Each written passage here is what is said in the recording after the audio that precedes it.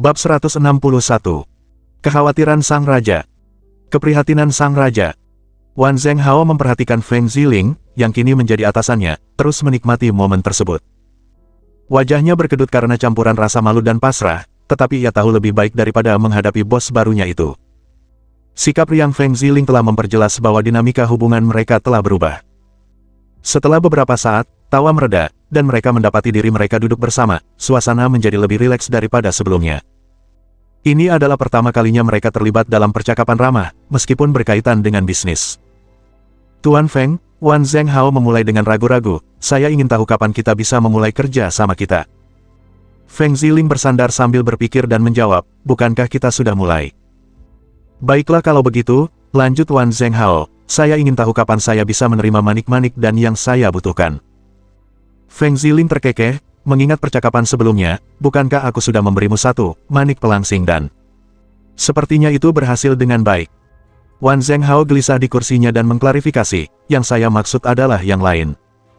Anda menginginkan lebih banyak manik-manik pelangsing dan, serta manik-manik perpanjangan umur, tanya Feng Ziling sambil mengangkat alisnya. Saya bisa menunda manik-manik perpanjangan umur selama beberapa hari, tetapi saya sangat membutuhkan manik-manik pelangsing dan...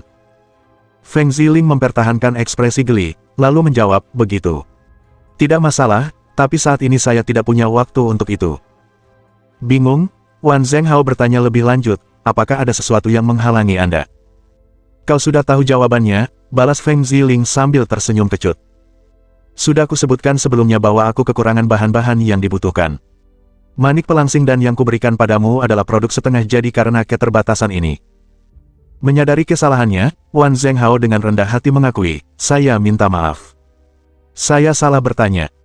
Feng Ziling melanjutkan, jadi, waktu kapan saya dapat memberikan manik-manik dan kepada Anda bergantung pada seberapa cepat Anda dapat mengumpulkan bahan-bahan yang saya butuhkan. Bertekad untuk mempercepat proses tersebut, Wan Zhenghao menawarkan, tolong berikan saya daftar bahan-bahan yang dibutuhkan. Saya akan melakukan segala daya upaya untuk mengumpulkannya secepat mungkin. Feng Ziling mengangguk setuju, sambil menambahkan peringatan, ingatlah bahwa meskipun bahan-bahan ini tidak terlalu langka, memperoleh semuanya dalam waktu singkat mungkin masih menjadi tantangan. Wan Zhenghao menunjukkan tekad yang teguh saat menjawab, saya mengerti, dan saya akan memberikan yang terbaik. Feng Ziling mengangkat bahu, seringai terbentuk di wajahnya. Pada akhirnya, keinginanmulah yang menginginkan manik-manik dan itu, bukan keinginanku, jadi usaha ada padamu. Saya sepenuhnya menyadari hal itu, jawab Wan Zhenghao dengan tulus. Saat diskusi mereka beralih topik, Feng Ziling mengusulkan, sekarang kita berada di kelompok yang sama, kurasa sudah saatnya kita memberimu gelar resmi. Apakah boleh mengungkapkan identitas aslimu kepada publik? Baiklah, terserah Anda, jawab Feng Ziling, dengan sedikit geli di matanya. Bagus. Lalu, bagaimana kami harus memanggilmu di kantor, tanya Wan Zhenghao. Dengan ekspresi termenung, Feng Ziling memberikan saran, panggil saja aku Raja.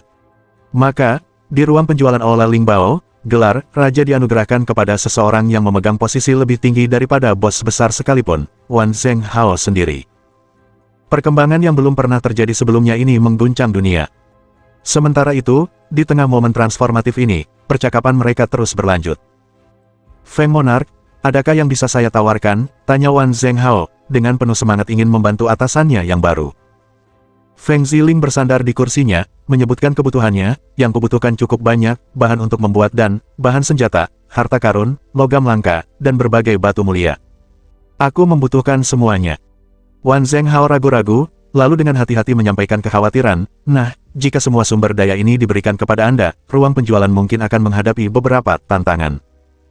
Feng Ziling menepis kekhawatiran itu dengan percaya diri, meyakinkan, itu tidak akan menjadi masalah. Berikan saya apapun yang saya minta. Secara berkala, saya akan memasok ruang penjualan dengan manik-manik dan tertinggi untuk lelang. Ini akan mengatasi masalah keuangan apapun. Benarkah? Mata Wan Zhenghao melebar penuh harapan. Tentu saja, Feng Ziling menegaskan. Selain itu, mungkin ada barang berharga lainnya selain manik-manik dan tertinggi. Singkatnya, sejak kedatangan saya di ruang lelang, tidak akan pernah kekurangan barang-barang luar biasa untuk dilelang. Pendapatan ruang lelang akan meningkat secara eksponensial. Wan Zhenghao tak bisa menyembunyikan kelegaan yang dirasakannya saat menjawab, bagus sekali. Berarti tidak ada masalah. Feng Ziling kemudian menyarankan, saya percaya untuk lelang Supreme dan kita selanjutnya, kita harus menargetkan acara yang lebih besar daripada yang terakhir. Ini akan mendorong harga jual akhir naik. Baiklah, Wan Zhenghao setuju. Seiring berjalannya percakapan, Wan Zhenghao takjub dengan pengetahuan dan pemahaman Feng Ziling tentang operasional ruang penjualan. Rasa hormatnya kepada raja baru itu tumbuh seiring dengan setiap pengungkapan yang didapat. Berbeda dengan pendekatan Bu Jinlong yang garang, Feng Ziling tampak seperti angin sepoi-sepoi yang secara halus mengubah pikiran orang. Wan Zhenghao, yang memegang posisi lebih tinggi, kini merasakan rasa hormat yang tulus dan mendalam kepada Feng Ziling yang terpancar dari hatinya. Feng Ziling memegang kunci bukan hanya untuk kelangsungan hidup Wan Zhenghao, tetapi juga untuk setiap aspek kehidupannya, mulai dari berat badannya hingga kesenangannya, dan bahkan kemungkinan untuk mendapatkan kembali kemampuan maskulinnya.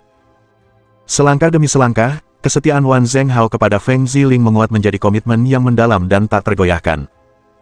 Itu adalah kesetiaan yang lengkap dan tanpa syarat, peralihan dari satu majikan ke majikan lain, dengan janji keuntungan luar biasa yang belum pernah berani diimpikan Wan Zhenghao di masa lalu. Dalam peran barunya, Wan Zhenghao tak kuasa merenungkan betapa sempurnanya situasinya jika ia tidak pernah mengonsumsi makanan sial itu, di mana setiap hidangan dimasak dengan lemaknya sendiri. Sementara itu, di istana kerajaan, suasana muram menyelimuti pertemuan urusan perang kedua raja memasuki hari kedua, diselimuti kesedihan. Kerajaan berada dalam keadaan genting, dan para pejabat, baik yang baik maupun yang jahat, mengerahkan kecerdasan mereka untuk merancang strategi guna menyelamatkannya. Krisis yang akan segera terjadi telah mendorong mereka semua untuk bertindak, masing-masing berusaha menemukan metode praktis untuk menyelamatkan kerajaan dari kesulitannya. Di kalangan militer, sentimennya bulat, mereka siap bergabung dalam pertempuran, sepenuhnya menyadari kemungkinan kekalahan tetapi bertekad untuk menawarkan kekuatan mereka dalam membela kerajaan. Situasinya genting, dan para prajurit bersedia menumpahkan darah mereka untuk melindungi tanah air mereka. Banyak usulan telah diajukan, semuanya dengan tujuan tunggal yaitu pertahanan dan penundaan. Semakin lama mereka dapat menunda perang, semakin besar peluang mereka untuk mendapatkan hasil yang menguntungkan. Salah satu pendekatan yang mendapat sambutan baik adalah taktik kura-kura dalam keempat pertempuran tersebut. Strategi ini menyerukan sikap defensif, dengan pasukan kerajaan mundur dan menolak untuk terlibat dengan musuh, terlepas dari provokasi apapun. Idenya adalah untuk memancing musuh ke dalam kam-kam mereka yang diperfortified, di mana mereka akan menghadapi pertahanan yang tangguh. Itu adalah taktik yang telah menimbulkan beragam emosi, terutama di kalangan pejabat militer. Analogi Perdana Menteri Zhuo yang menyamakan mereka dengan kura-kura telah menimbulkan keheranan dan, dalam beberapa kasus, memicu frustrasi. Namun, setelah beberapa kali diskusi, para pejabat dengan enggan mengakui bahwa taktik kura-kura mungkin merupakan pendekatan yang paling praktis dan efektif dalam keadaan saat ini. Kam-kam yang dibentengi akan menjadi tulang punggung strategi ini, dengan jebakan dan pertahanan yang rumit untuk menghalau pasukan musuh. Dengan menolak terlibat dalam pertempuran langsung, kerajaan bertujuan untuk memaksa musuh ke dalam kebuntuan. Para pejabat menyusun rencana, pertama, persediaan sumber daya kerajaan akan tetap utuh, sementara makanan dan material akan dikumpulkan dari seluruh kerajaan. Pengendalian harga akan segera diterapkan untuk mencegah gangguan pasar. Semua kota akan diinstruksikan untuk mentransfer sumber daya guna memastikan pasokan yang stabil untuk pertempuran yang akan datang. Persediaan kerajaan, jika dikelola dengan cermat, dapat menopang tentara hingga 3 tahun. Selain itu, upaya perekrutan nasional akan diluncurkan untuk merekrut tentara muda, disertai dengan peningkatan insentif dan hukuman untuk memotivasi warga negara agar bergabung dalam upaya perang. Raja akan mengeluarkan dekrit untuk meyakinkan rakyat. Para mata-mata ditugaskan untuk menyulut perselisihan di dalam kerajaan musuh, menabur benih pertikaian internal. Agen rahasia akan menyusup ke wilayah musuh untuk menciptakan kekacauan, bahkan sampai melakukan pembakaran jika perlu. Para pembunuh bayaran akan menargetkan para pemimpin dan tokoh kunci musuh, berpotensi menyebabkan pergolakan di jajaran mereka. Ini hanyalah beberapa dari ratusan saran yang diajukan selama diskusi panjang yang berlangsung selama 2 hari. Petugas pencatat dengan tekun mendokumentasikan setiap rekomendasi. Akhirnya, pertemuan maraton di aula utama pun berakhir. Raja kemudian pergi ke ruang kerjanya, di mana ia memanggil 2 dokter kerajaan dan seorang ahli untuk melakukan penyelidikan penting. Bagaimana keadaan Chang Xiao di rumah Cha? Tanya Raja langsung, kekhawatirannya sangat terasa. Dengan ekspresi serius, Master Sun menyampaikan kabar buruk, keadaannya tidak baik, Yang Mulia. Dia kemungkinan besar tidak akan selamat dari cobaan ini. Meskipun kami telah melakukan upaya terbaik, termasuk menggunakan manik dan tertinggi, kondisi Chang Xiao tetap kritis. Dia mungkin hanya memiliki waktu 10 hari lagi. Sang Raja terdiam, mencerna prognosis yang tak terduga itu. Saat nyawa Chang Xiao berada di ujung tanduk, muncul pertanyaan yang tak terhindarkan tentang kembalinya Chan Nantian. Yang mulia, akankah Jenderal Cha kembali? Tanya Guru Sun dengan hati-hati, menyadari situasi genting kerajaan. Pada saat kritis ini, kehadirannya, terutama demi putranya, dapat mengalihkan fokusnya dari kebutuhan kerajaan. Sang Raja menghela napas, senyum pahit tersungging di bibirnya. Ia mengerti bahwa beberapa orang mungkin memprioritaskan upaya perang daripada urusan pribadi. Pangeran Huayang, misalnya, kemungkinan akan memprioritaskan pertempuran, bahkan jika Su Yeyue dalam bahaya. Namun, Chan Nantian berbeda. Kesetiaan dan dukungan Chan Nantian berakar dari keinginannya untuk menyelamatkan putranya, Chang Xiao. Pengabdiannya yang tak tergoyahkan kepada putranya telah terbukti dalam tindakannya, menunjukkan bahwa ia rela mengorbankan segalanya demi kesejahteraan Chang Xiao. Raja menyadari bahwa Chan Nantian adalah seorang pria yang dapat mengesampingkan segalanya demi putranya. Seandainya Chang Xiao dalam keadaan sehat, Chan Nantian akan sepenuh hati mengabdikan dirinya di medan perang, menanamkan rasa takut di hati musuh-musuh mereka. Namun, di hadapan bahaya yang mengancam putranya, semua prioritas akan berubah. Sekalipun Raja mengeluarkan 100 perintah yang melarang kembalinya Chan Nantian, sudah pasti Chan Nantian tidak akan ragu untuk kembali ke sisi putranya. Bab 162. Utara, Utara, Utara, Utara. Kondisi Chang Xiao yang sangat kritis sangat membebani pikiran semua orang, terutama bagi Menteri Jiang dan keluarga Perdana Menteri Kanan. Kematiannya tidak hanya akan mengakibatkan eksekusi mereka, tetapi juga dapat membuat Chan Nantian menjadi gila, dan berpotensi memutuskan hubungan lamanya dengan keluarga kerajaan. Raja sangat menyadari bahwa jika Chang Xiao tewas, Chan Nantian yang marah mungkin akan sepenuhnya meninggalkan persaudaraan yang telah mereka sumpah. Harapan bahwa Chan Nantian tidak akan membalas dendam adalah sebuah berkah, karena alternatifnya bisa berakibat fatal. Dalam perenungan yang mendalam, Raja merenungkan implikasi mengerikan dari nasib Chang Xiao. Aku tidak mengetahui semua detailnya, tetapi aku tahu bahwa istri Chan Nantian ditawan oleh kekuatan yang tangguh karena alasan yang sangat penting. Dia memegang peran penting dalam kehidupan Chan Nantian dan seluruh klan Cha. Chang Xiao adalah secercah harapannya, alasan utama mengapa Chan Nantian tetap bertahan hidup. Suara Raja dipenuhi kesedihan dan kekhawatiran.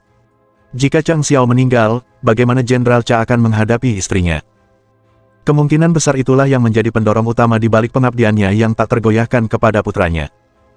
Tuan Sun, dengan rasa ingin tahu dan bingung, bertanya lebih lanjut, tetapi yang mulia, tidak ada klan Cha di tanah Hanyang.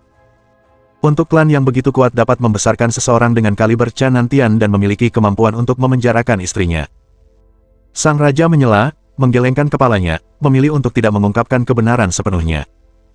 Tuan Sun dan Wang saling bertukar pandangan bingung, rasa ingin tahu mereka tergelitik. Jika tidak ada klan Cha di tanah Hanyang, lalu dari mana asalnya? Bersamaan dengan itu, kesadaran mulai muncul pada mereka. Apakah Chan Nantian berasal dari alam atas? Raja tak kuasa menahan rasa putus asa. Nasib seluruh kerajaan bergantung sepenuhnya pada Chan Nantian. Jika ia terus berjuang, bahkan setelah kematian Chang Xiao, kerajaan Chen mungkin masih memiliki kesempatan untuk bertahan hidup. Tetapi jika ia menyerah pada kehancuran, itu bisa berarti kehancuran kerajaan. Front Utara, tempat Chan Nantian ditempatkan, adalah benteng harapan terakhir kerajaan. Pertempuran lainnya secara strategis terhenti, dengan para komandan menunggu waktu yang tepat agar Chan Nantian muncul sebagai pemenang melawan serigala padang rumput, yang berpotensi mengubah jalannya perang. Situasinya genting, dan hasil pertempuran di utara sangatlah penting. Kelangsungan hidup kerajaan bergantung pada tekad teguh Chan Nantian dan kemampuan kerajaan untuk bertahan hingga ia meraih kemenangan. Jika front utara jatuh terlebih dahulu, efek domino kemungkinan akan menyebabkan kehancuran kerajaan Chen. Kemarahan raja tak mengenal batas. Ia menyimpan keinginan membara untuk memusnahkan setiap individu yang berasal dari klan para pemuda yang sembrono itu. Amarahnya mendidih di bawah permukaan, seperti kobaran api yang mengancam untuk melahap semua akal sehat. Menciptakan kekacauan bagi kerajaan di saat yang sangat genting ini, geram raja, suaranya penuh amarah.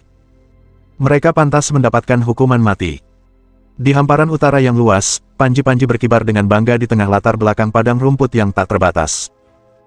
Prajurit yang tak terhitung jumlahnya bergerak seperti gelombang pasang yang tak henti-hentinya, baju zirah mereka berkilauan dan gerakan mereka disiplin.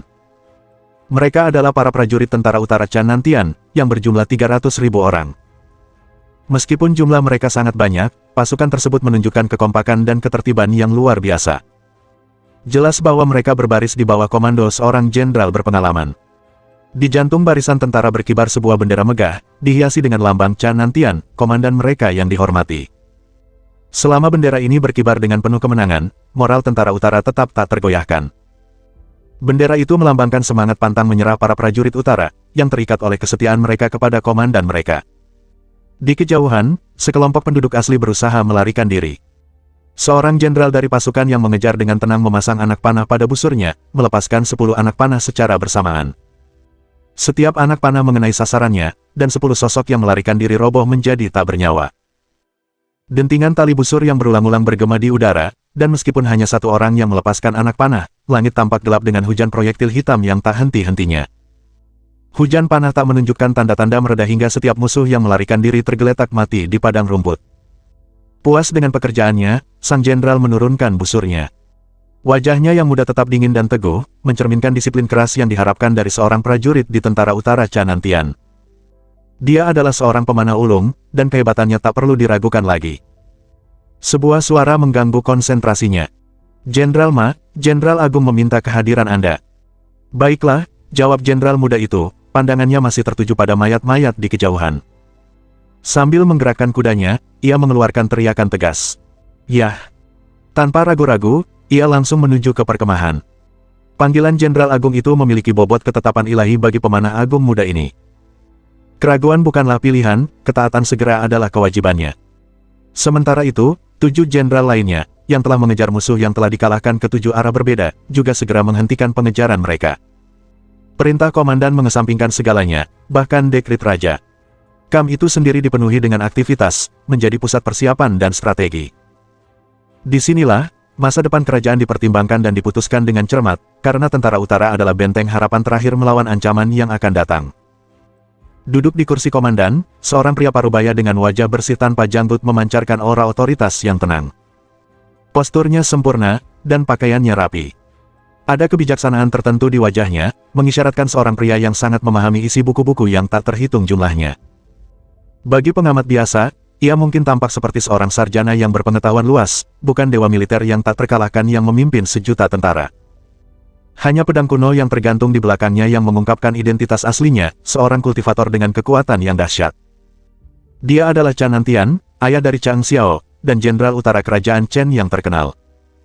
Ia dikenal di seluruh negeri Han yang sebagai dewa militer yang tak terkalahkan, seorang pemimpin yang kehebatan bela dirinya tak pernah merasakan kekalahan.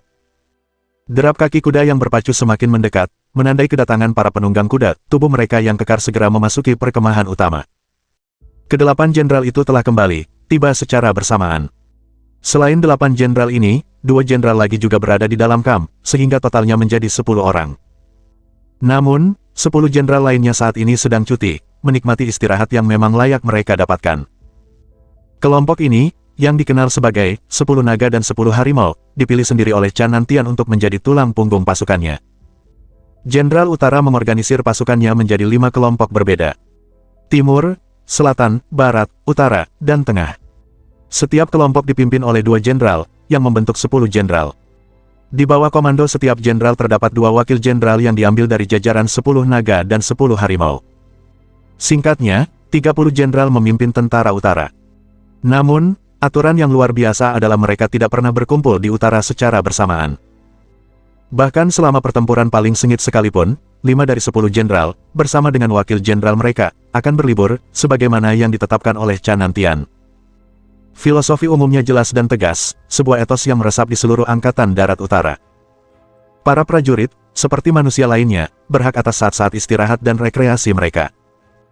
Mereka diinstruksikan untuk menikmati waktu luang mereka sepenuhnya, dengan mengetahui bahwa ketika saatnya berperang tiba, mereka akan sepenuhnya mengabdikan diri untuk pertempuran. Seperti yang akan diucapkan sendiri oleh Chan Nantian, para prajurit juga manusia. Istirahat adalah bagian penting dari kehidupan mereka, sama seperti peperangan ketika saatnya tiba. Selama pertempuran, bertarunglah seolah-olah hidupmu bergantung padanya. Di saat istirahat, biarkan kekhawatiran perang memudar. Orang lain akan menggantikanmu, seperti yang telah kau lakukan untuk mereka. Filosofi inilah yang telah menempa Tentara Utara yang tak terkalahkan, karena bahkan ketika setengah dari anggotanya sedang cuti, mereka tetap tak terkalahkan. Fenomena ini adalah keajaiban unik di negeri Hanyang, dan itu sepenuhnya merupakan hasil karya Chan Nantian, yang dikenal luas sebagai pencipta keajaiban militer ini. Jenderal-jenderal lain, Betapapun terkenal atau terhormatnya mereka, hanya bisa berbicara dengan nada berbisik, penuh rasa hormat dan iri. Mereka mengakui bahwa ini adalah sebuah mukjizat Cha Nantian, dan itu hanya miliknya. Perkemahan Cha Nantian jauh dari kesan megah, lebih merupakan perwujudan kesederhanaan yang mencolok. Selain kursinya sendiri, hanya ada 15 kursi lainnya, 5 kursi besar di depan, diperuntukkan bagi 5 jenderal, dan 10 kursi kecil di belakang mereka. 15 kursi ini mewakili lingkaran elit para jenderal yang menikmati akses tak terbatas ke hadapan Cha Nantian. Di antara mereka adalah mereka yang telah mendapatkan tempat mereka melalui berbagai prestasi yang patut dipuji dan para prajurit yang kontribusi luar biasanya telah mendapatkan kehormatan langka ini. Bagi para prajurit di Tentara Utara, masuk ke kamp ini adalah aspirasi tertinggi. Itu adalah puncak prestise, sebuah pencapaian puncak yang membedakan mereka.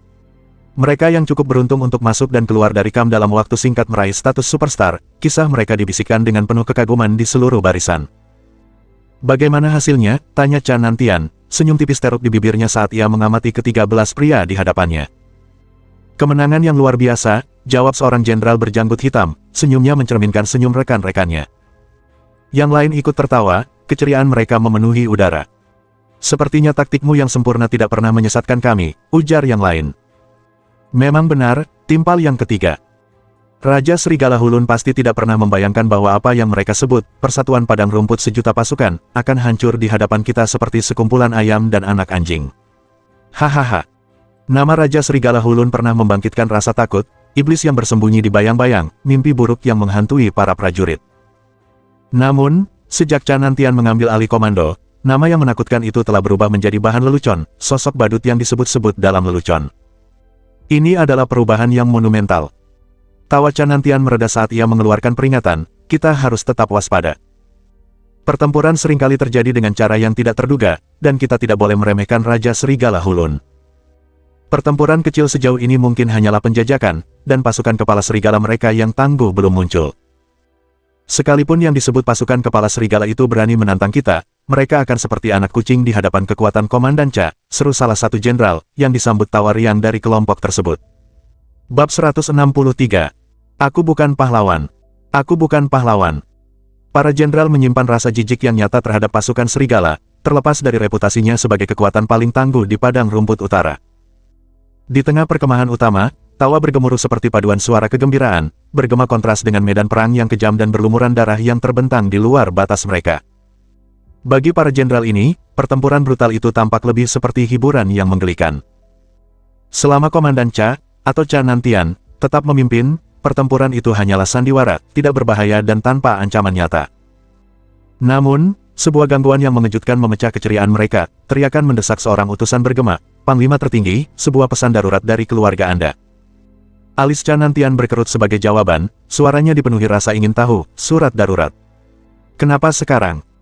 Jenderal Ma, sang pemanah ulung yang masih muda, duduk tepat di luar perkemahan, dan dia terkekeh, biarkan mereka membawanya masuk saja. Komandan kita yang terhormat belum menerima kabar dari keluarganya selama setengah tahun.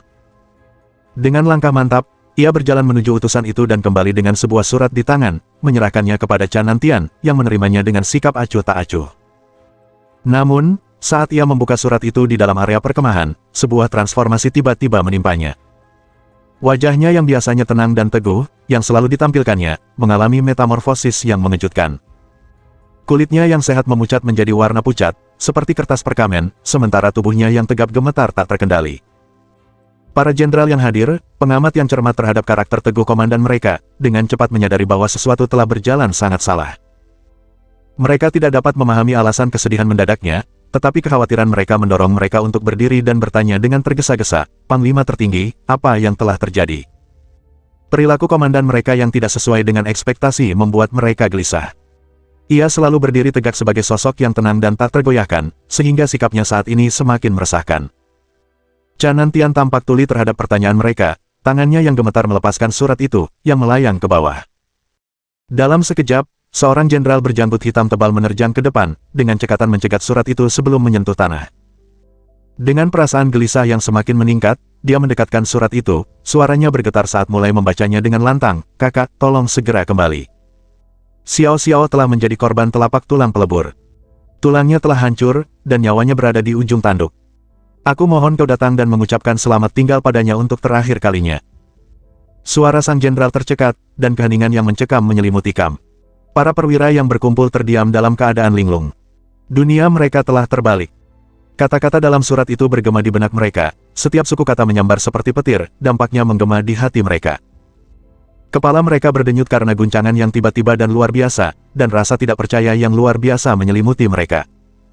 Xiao Xiao adalah putra tunggal komandan, bisik mereka di antara mereka sendiri, suara mereka dipenuhi rasa tidak percaya. Bagaimana ini bisa terjadi?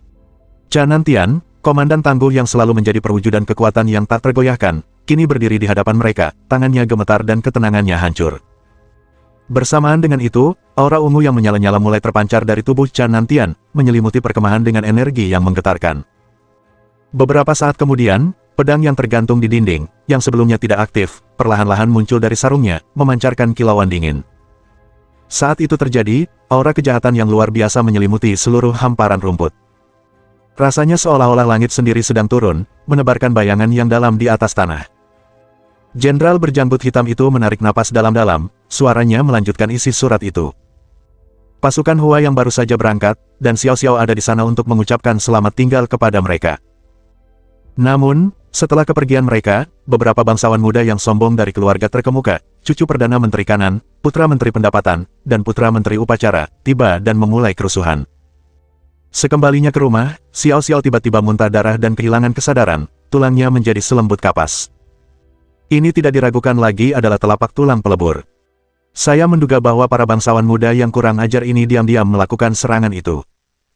Pada bagian surat ini, kemarahan jenderal berjanggut hitam itu tak dapat ditahan lagi, dan ia meledak, terkutuklah para penjilat politik itu. Mereka hanya membawa kekacauan kemanapun mereka melangkah. Gelombang amarah melanda kamp, setiap pasang mata berkobar penuh kemarahan. Sekumpulan orang hina.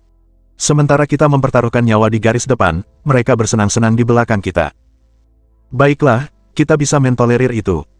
Tapi mereka sudah melewati batas dengan menargetkan keluarga kita. Sialan mereka. Beraninya mereka melakukan kejahatan seperti itu pada tuan muda kita.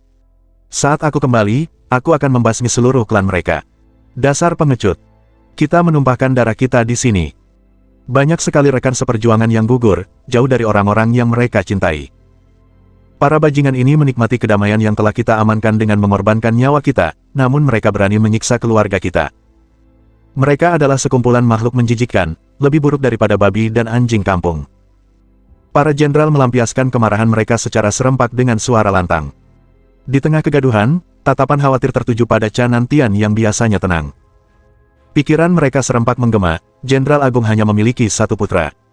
Putranya adalah landasan harapannya. Sekarang, putranya terbaring di ambang kematian.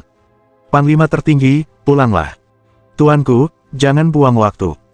Tuan muda Anda sangat membutuhkan Anda. Panglima tertinggi. Chanantian menghela napas berat, suaranya dipenuhi kesedihan. Sepanjang hidupku, aku selalu memiliki hati nurani yang bersih, yang memungkinkanku untuk menghadapi langit dan bumi tanpa rasa takut. Tetapi ada satu orang yang tidak dapat kuhadapi tanpa penyesalan, istriku. Dia telah dipenjara demi diriku, demi putra kami, dan demi klan kami. Aku seorang pria, namun aku tidak dapat menanggung penderitaannya, dan aku juga tidak dapat membebaskannya. Ini adalah sumber rasa malu yang mendalam. Kehidupan putra saya adalah satu-satunya perhatiannya. Akibatnya, dia menempati posisi terpenting di hati saya. Setelah kehilangan ibunya sejak bayi, saya tidak pernah linsi usaha dalam membesarkannya. Itulah sebabnya saya akan mengorbankan apapun untuk putra saya. Itulah akar penyebab kesulitan kami saat ini. Jika aku tidak bisa melindungi Xiao Xiaoku, lanjut Chanantian, nadanya semakin dingin, maka aku tidak percaya aku pantas untuk menghuni dunia ini lagi. Ia memalingkan muka dari kerumunan, mengarahkan pandangannya ke pedang yang menghiasi dinding. Dengan lembut, ia mengulurkan tangan, dan pedang beserta sarungnya segera berada dalam genggamannya. Negara. Suara Chanantian bergetar karena kesedihan saat ia berkata, di mana ada negaraku, di situ bisa jadi rumahku. Di mana rumahku berada, disitulah negaraku. Negara dan rumah, mana yang lebih penting? Rumahku telah hancur. Siapa yang akan datang menolongku? Egois. Mungkin, aku memang egois, lanjutnya, kata-katanya dipenuhi dengan kesedihan yang mendalam. Tapi aku hanyalah manusia biasa. Aku seorang suami dan ayah. Aku harus kembali. Ini mungkin akan menodai namaku dalam catatan sejarah, tapi itu urusan lain. Dengan membelakangi mereka, Canantian berbicara kepada rekan-rekannya dengan nada lirih, "Tolong, saudara-saudaraku, lanjutkan pertempuran di sini. Pikiranku kacau, dan aku tidak dapat merumuskan strategi yang matang. Jika putraku gugur, aku tidak akan kembali." Tatapannya tetap dingin saat ia menatap hamparan kosong. "Jika putraku menemui ajal yang tak wajar, aku akan membalas dendam kepada banyak orang di ibu kota. Mungkin setelah itu, aku akan kembali untuk bertarung bersama kalian semua, selama putraku tetap tidak terluka. Aku bukanlah pahlawan, tidak mampu berbuat tanpa pamrih. Aku minta maaf, saudara-saudaraku." Setelah selesai berbicara, wujud Canantian berkedip dan menghilang begitu saja. Seberkas cahaya pedang yang cemerlang dan luas sesaat menerangi langit sebelum memudar. Niat membunuh yang mendalam yang menyelimuti padang rumput menghilang dengan cepat, membuntuti ke arah selatan. Canantian pergi sendirian, tanpa seorang pun pengawal terpercaya di sisinya. Para jenderal yang tetap berada di perkemahan saling bertukar pandangan tanpa kata. Pemimpin mereka di utara telah menghilang. Jenderal berjanggut hitam itulah yang akhirnya memecah keheningan, suaranya tegas, "Bagaimana kita bisa berdiam diri sementara keluarga komandan tercinta kita menghadapi malapetaka seperti ini? 300 pengawal darah, patuhi perintahku. Segera kembali ke ibu kota dan berdiri di sisi Jenderal Agung. Laksanakan perintahnya tanpa ragu-ragu." "Baik, Pak." 300 penjaga menjawab serempak di luar kamp. 300 pengawal darah adalah pasukan pelindung paling elit Canantian, mampu menyusup dan keluar dari garis musuh tanpa cedera. Mereka merupakan prajurit terbaik dari pasukan utara. Meskipun mereka ditempatkan untuk memperkuat pertempuran yang sedang berlangsung, arahan Jenderal berjanggut hitam mengirim para prajurit tangguh ini bergegas menuju ibu kota. Seketika itu juga, sebuah suara penuh semangat terdengar, "Saudara-saudara, ikuti aku ke ibu kota, untuk komandan kita." Dalam sekejap, ketenangan perkemahan terganggu oleh derap langkah kuda yang mendekat dari luar. 300 pengawal darah, unit yang sangat setia di bawah komando Canantian, bergegas pergi, meninggalkan kepulan debu di belakang mereka. Perjalanan mereka ke selatan menyerupai naga Tiongkok yang perkasa, meliuk-liuk dan kuat, menerjang medan. Saat mereka menyaksikan kepulan debu di kejauhan, para jenderal yang tersisa di perkemahan tidak dapat menahan rasa putus asa. "Jika tuan muda itu tidak berhasil, aku khawatir komandan itu benar-benar akan menyerbu ibu kota dengan penuh dendam," ujar salah seorang dari mereka dengan nada khawatir. Yang lain menanggapi dengan dengusan meremehkan, "Biarkan dia membersihkannya. Bajingan-bajingan itu memang pantas mendapatkannya. Satu-satunya kekhawatiran saya adalah untuk komandan. Saya bertanya-tanya apakah dia akan pernah kembali ke utara." Desahan serempak menyebar di antara kelompok itu. Jenderal berjanggut hitam itu menimpali dengan muram, "Mungkin kalian tidak tahu, tetapi komandan itu, dia bukan berasal dari dunia ini. Dia berasal dari alam atas, jauh di atas langit. Alasan dia tetap di sini, menjaga utara, adalah karena hutang budi kepada raja, karena raja menyelamatkan putranya. Jika, karena suatu kejadian tragis, tuan muda itu tidak selamat, tidak akan ada yang mengikatnya ke dunia ini. Alasan apa yang akan dia miliki untuk kembali ke utara?" Semangat mereka semakin merosot setelah menyadari hal ini. Hal itu menandakan bahwa saat-saat terakhir mereka bersama komandan tercinta mereka kemungkinan besar telah berlalu. "Aku sering mendengar kisah para pahlawan yang memprioritaskan negara mereka di atas keluarga mereka sendiri," gumam seorang jenderal muda sambil menghela napas sedih. Orang tua sang pahlawan mungkin sedang sekarat, namun mereka tetap bertahan di tengah gejolak perang, menyembunyikan air mata mereka. Itu telah menjadi narasi yang sangat menyentuh. "Kupikir komandan kita mungkin mirip dengan para pahlawan seperti itu." "Omong kosong," sela pria lain dengan marah. Pria itu bahkan tidak pulang untuk menjenguk orang tuanya ketika mereka sedang sekarat. Itu membuatnya menjadi binatang paling hina. "Dan cerita yang menyentuh, katamu. Jika kau berani mengucapkannya lagi, aku akan menghajarmu sampai babak belur." Jenderal ketiga menambahkan dengan nada meremehkan, "Ini hanyalah cerita belaka. Izinkan saya mengajukan pertanyaan. Kita berjuang dengan gigih di sini, tetapi untuk tujuan apa? Tidak diragukan lagi, itu untuk melindungi bangsa kita. Namun jika, setelah mendedikasikan seluruh hidup Anda untuk militer, Anda bahkan tidak bisa mendapatkan satu koin perak pun, apakah Anda masih akan tetap tinggal? Apakah Anda akan tetap tinggal? Tentu saja tidak. Tapi mengapa demikian? Bukankah kita di sini untuk membela negara kita? Lalu apa salahnya mendapatkan sedikit perak di sepanjang jalan?" Bab 164. Sehelai daun ke selatan. Salju jauh di Istana Bulan. Sehelai daun menuju selatan. Salju jauh di Istana Bulan. Sang jenderal menatap tajam wakil jenderal muda yang telah berbicara sebelumnya dan menjawab dengan nada dingin, "Wakil jenderalku, kau berbicara seolah-olah kau adalah lambang kemuliaan dan kehormatan. Mengapa kau tidak mulai menyerahkan gajimu kepadaku mulai sekarang? Kau bisa menikmati cita-cita luhurmu dan menjalani kehidupan seorang bangsawan, bukan? Kami memiliki kebutuhan pokok, makanan, minuman, dan pakaian, semuanya disediakan di Angkatan Darat. Itu akan membuatmu tetap hidup dan membiarkanmu menikmati kejayaanmu yang tak terlupakan. Kau akan menjadi legenda, kisah yang mengharukan berikutnya. Wajah Wakil Jenderalku memerah karena marah, lalu membalas, omong kosong. Aku belum selesai bicara. Mengapa semua orang berbalik melawanku? Kapan aku mengatakan bahwa komandan tidak boleh kembali? Maksudku, para pahlawan juga manusia. Yang lain menanggapi dengan dengusan meremehkan. Jenderal berjanggut hitam itu berbicara dengan suara pelan, demi negara. Demi tanah air kita. Melindungi tanah air kita. Tapi sebenarnya apa itu tanah air? Ia melanjutkan, dengan nada tenang, tanah air adalah rumah sekaligus negara. Namun keduanya tidak sama.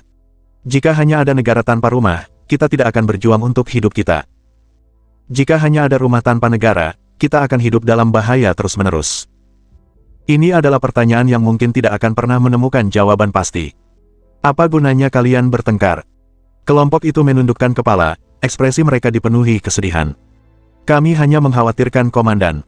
Aku bertanya-tanya apakah dia akan kembali. Kemalangan ini sungguh telah memberikan dampak buruk padanya. Benar sekali. Akankah dia kembali? Terlepas dari apakah dia melakukannya, atau tidak, kita harus membela wilayah utara. Kami tidak akan mempermalukan komandan. Akankah Canantian kembali ke medan perang? Itu adalah pertanyaan yang bahkan Canantian sendiri tidak bisa menjawabnya, setidaknya tidak saat ini. Dia bahkan belum memikirkan pertanyaan itu. Yang memenuhi pikirannya hanyalah harapan putus asa untuk melihat putranya untuk terakhir kalinya. Dia bergegas kembali ke ibu kota secepat kilat, dengan api yang membara berkecamuk di dalam hatinya. Bagi seseorang yang selalu tenang, kini ia berada dalam kekacauan total, seolah-olah ia telah terjebak di dalam gua es kuno selama ribuan tahun, seolah-olah darahnya sendiri telah membeku. Sueer, aku khawatir aku tidak akan mampu melindungi putra kita. Sueer, aku sangat menyesal. Sueer, aku hanyalah seorang pecundang. Aku tak bisa meringankan penderitaanmu, aku juga tak bisa menyelamatkanmu. Aku bahkan gagal menjaga putra satu-satunya kita tetap hidup. Aku hanyalah seorang pecundang yang tak berguna, gumam Canantian pada dirinya sendiri, suaranya dipenuhi keputusasaan. Dari ujung utara hingga ibu kota, perjalanan membentang ribuan mil, namun Canantian melesat melintasi daratan seperti bintang jatuh yang melesat di langit. Tekadnya membara, hatinya sakit karena jarak yang memisahkannya dari keluarganya. Sehelai daun melesat ke langit selatan, salju di kejauhan di Istana Bulan, pikirnya, mengulangi sebuah ungkapan lama yang memiliki makna pribadi yang mendalam. Aku Canantian, istriku Yue Gongsue, putraku Chang Xiao. Pedangnya menebas udara saat ia melesat ke selatan, pikirannya terfokus pada tujuan utamanya. Aku akan kembali. Xiao Xiao, bertahanlah. Kau harus menungguku. Dengan ayahmu di sisimu, bahkan kematian sekalipun akan menyerah. Setelah Canantian meninggalkan pasukan, musuh-musuh kerajaan Chen di setiap penjuru mengeluarkan perintah mengerikan yang menggema di seluruh negeri Hanyang, menanamkan rasa takut di hati semua orang yang mendengarnya. Hadiah 50 juta batangan emas. Cegat dan bunuh Canantian dalam perjalanannya. Front utara selalu menjadi titik fokus strategis bagi para musuh ini. Canantian adalah satu-satunya penghalang yang mencegah mereka merebut kendali. Dia lebih merepotkan daripada duri dalam daging atau paku di jalan mereka. Faktanya, banyak organisasi pembunuh bayaran telah menempatkan agen-agen mereka di utara, siap untuk membunuh Canantian kapan saja. Namun, ia selalu tetap berada di dalam perkemahan yang dijaga ketat, dikelilingi oleh tentara-tentara setia, sehingga setiap upaya pembunuhan terhadapnya menjadi sangat sulit. Pasukan musuh tidak punya pilihan selain mengamati dan menunggu kesempatan yang tepat. Bagi lebih dari selusin suku di Padang Rumput Utara, yang berjumlah 23, pemimpin di antara mereka bukanlah Raja Serigala Hulun, melainkan Raja Ular yang tangguh dan kejam, Tai Mujia. Ia telah mengumpulkan kesetiaan 7 suku dan memegang posisi kekuasaan besar di utara, dikenal karena keganasan dan kelicikannya. Namanya menanamkan rasa takut di hati banyak orang di wilayah tersebut. Raja Ular merupakan ancaman paling signifikan bagi kerajaan Chen, bahkan melampaui 2 kerajaan saingan lainnya. Namun, kedatangan Canantian menandai berakhirnya kekuasaan Tai Mujia. 16 tahun yang lalu, ketika Canantian pertama kali datang ke utara, ia memimpin pasukan kerajaan Chen melawan pasukan gabungan suku-suku Padang Rumput, yang dipimpin oleh Tai Mujia. Meskipun kalah jumlah, kecemerlangan taktik Canantian telah mengamankan kemenangan dalam ke-7 pertempuran tersebut, mengalahkan pasukan gabungan Padang Rumput secara telak. Menyadari Canantian sebagai lawan yang tangguh, Raja Ular menahan diri untuk tidak terlibat langsung dalam pertempuran terbuka. Sebaliknya, ketika Canantian sedang dalam perjalanan ke ibu kota untuk urusan lain, Taimu Jia telah memasang banyak jebakan dan mengirimkan pembunuh untuk membunuhnya. Namun, Canantian secara ajaib selamat dari setiap upaya pembunuhan terhadap dirinya, kembali ke ibu kota tanpa cedera, dan menyelesaikan misinya dengan cepat. Ketika Canantian kembali ke utara, mimpi buruk bagi Taimu Jia dimulai. Selama 1,5 tahun berikutnya, Canantian tanpa henti melancarkan serangan dahsyat terhadap Taimu Jia, yang berpuncak pada kejatuhan Raja Ular itu sendiri. Taimu Jia, penguasa padang rumput yang pernah berjaya, menemui ajalnya di tangan pedang Canantian. 7 suku yang telah bersumpah setia kepada Raja Ular juga tumbang di hadapan kekuatan Canantian, nama-nama mereka memudar dalam catatan sejarah. Tanpa kehadiran Canantian di utara, tidak akan ada tempat bagi Raja Serigala Hulun untuk menegaskan pengaruhnya. Setiap suku di padang rumput menyimpan keinginan untuk melenyapkan Canantian, namun tak seorang pun berani bertindak, karena sepenuhnya menyadari bahwa kegagalan akan mendatangkan kehancuran bagi mereka sendiri. Suku-suku tersebut tetap lumpuh, bahkan ketika momen penting dalam perang itu terjadi. Namun, kabar tentang kepergian Canantian dari utara menyebar dengan cepat, berkat mata-mata yang ditempatkan dengan baik. Dengan Canantian yang tidak lagi memimpin pasukan utara, dia tidak lagi kebal. Kemungkinan kematiannya membayangi. Akibatnya, berbagai pihak mengeluarkan perintah serentak untuk membunuhnya, dan banyak sekali pembunuh bayaran yang bertindak. Hadiah untuk kepala Canantian adalah jumlah yang sangat besar, jutaan batangan emas. Perjalanan sejauh 10.000 mil ke selatan segera dipenuhi debu dan bahaya karena para pembunuh bayaran bersaing memperebutkan hadiah tertinggi. Sebelum Canantian dapat sepenuhnya meninggalkan padang rumput, ia menghadapi 3 upaya pembunuhan, masing-masing lebih berbahaya daripada yang sebelumnya. Namun, ia membuktikan dirinya sebagai saksi hidup dari kisah-kisah mitos tentang kelangsungan hidupnya yang ajaib melawan jebakan tanpa henti Raja Ular. Ia memiliki kekuatan yang tampaknya luar biasa, kemampuan yang sulit dipercaya. Dengan pedang andalannya di tangan, Canantian terus maju, seorang diri menggagalkan setiap upaya untuk menghentikan kemajuannya. Tidak ada dan tidak seorang pun yang dapat menghalangi kemajuannya yang tanpa henti. Dia bergerak seperti pisau tajam yang membelah langit, momentumnya tak terbendung saat dia melesat dengan gila-gilaan ke selatan. Dia bagaikan bintang jatuh yang bersinar, melesat melintasi daratan, menuju ke selatan dengan tekad yang tak tergoyahkan. Namun demikian, tak terhitung banyaknya pembunuh dan jebakan yang menantinya. Mereka adalah orang-orang yang tidak percaya pada mitos atau mukjizat, mereka hanya menginginkan hadiah besar yang ditawarkan untuk kepala Canantian. Tanpa mereka sadari, mereka sedang mencari kematian mereka sendiri. Dalam sejarah negeri Hanyang, belum pernah ada kepala seseorang yang dianggap bernilai 50 juta batangan emas. Jika harga setinggi itu dipatok pada sebuah nyawa, itu berarti individu tersebut praktis tak terkalahkan di negeri Hanyang. Setelah Canantian meninggalkan jejak kematian yang membentang ribuan mil, kesimpulan ini menjadi jelas bagi semua orang. Jalan yang pernah dilaluinya kemudian dikenal sebagai kuburan para pembunuh, dan selama ribuan tahun mendatang, para pembunuh akan gemetar membayangkan menginjakkan kaki di jalan ini. Mereka telah belajar bahwa di dunia ini, terdapat mitos dan keajaiban. Faktanya, perintah lain segera menyusul perintah pertama, bunuh Chang Xiao segera. Di akhir perintah ini, terdapat sebuah tanda tangan, bunga lotus yang diselimuti kabut, dengan setetes darah menghiasinya.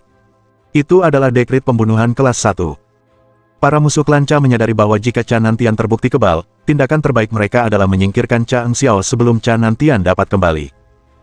Alasannya jelas, jika Chang Xiao meninggal, Canantian kemungkinan akan menjadi gila, sehingga ia tidak berguna bagi kerajaan. Orang yang mengeluarkan perintah ini memahami hal ini dengan sangat jelas. Itu adalah arahan rahasia dan pribadi, yang dimaksudkan untuk menyelesaikan berbagai masalah secara lancar. Jika Canantian ingin membalas dendam, dia bisa mengarahkan amarahnya hanya kepada mereka yang bertanggung jawab atas penderitaan Chang Xiao, tanpa melibatkan individu atau organisasi lain. Arahan ini, yang syarat dengan nuansa suram, beredar di seluruh kota Chensing. Setelah mengetahui kepergian Canantian, pasukan Serigala Utara bersukacita dan melancarkan serangan membabi buta terhadap tentara utara.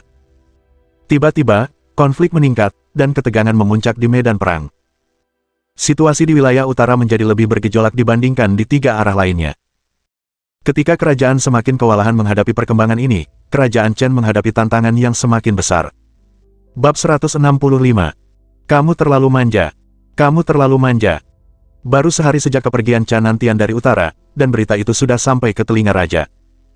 Ia memegang surat yang diantarkan oleh elang 1.000.000 mil di tangannya dan menghela napas panjang. Dalam hatinya, Raja masih menyimpan secercah harapan bahwa Chan Nantian mungkin akan memprioritaskan kebutuhan negara dan memilih untuk tetap tinggal di utara. Meskipun ia tahu itu seperti mimpi, ia tak bisa menahan diri untuk mengharapkannya. Kini, setelah kenyataan pahit menghantamnya, ia hanya bisa menghela napas pasrah. Di sisinya berdiri ketiga pangeran, dan mereka semua mendengarkan dengan saksama kata-kata raja. Selama bertahun-tahun ini, keluarga Chan Nantian tetap relatif terpencil, meskipun ada potensi penentangan dari klan bangsawan lainnya, raja memulai. Namun sekarang, keadaan telah berubah. Perubahan ini bertepatan dengan meningkatnya persaingan di antara kalian. Dia melanjutkan, jika ada yang mengatakan kepadaku bahwa kemalangan Chang Xiao tidak ada hubungannya dengan kalian bertiga, aku tidak akan mempercayainya. Keinginanmu yang besar akan tahta mungkin berperan dalam kenyataan bahwa kerajaan Chen yang telah berdiri selama berabad-abad kini berada di ambang kehancuran akibat tindakan putra seorang jenderal. Suara raja semakin tegas saat ia berbicara, jika kerajaan runtuh, apa yang akan tersisa untuk tahta ini? Kau masih memperebutkan tahta, tetapi jika kerajaan jatuh, apakah kau percaya kau bahkan akan memiliki hak untuk berlutut di hadapannya? Dengan suara berat, raja menyimpulkan, tinggalkan tempat ini jika kalian mengerti. Putra mahkota dan saudara-saudaranya bergegas pergi, dahi mereka dipenuhi keringat dingin. Apakah menurutmu kau bahkan berhak berlutut di hadapan tahta ini?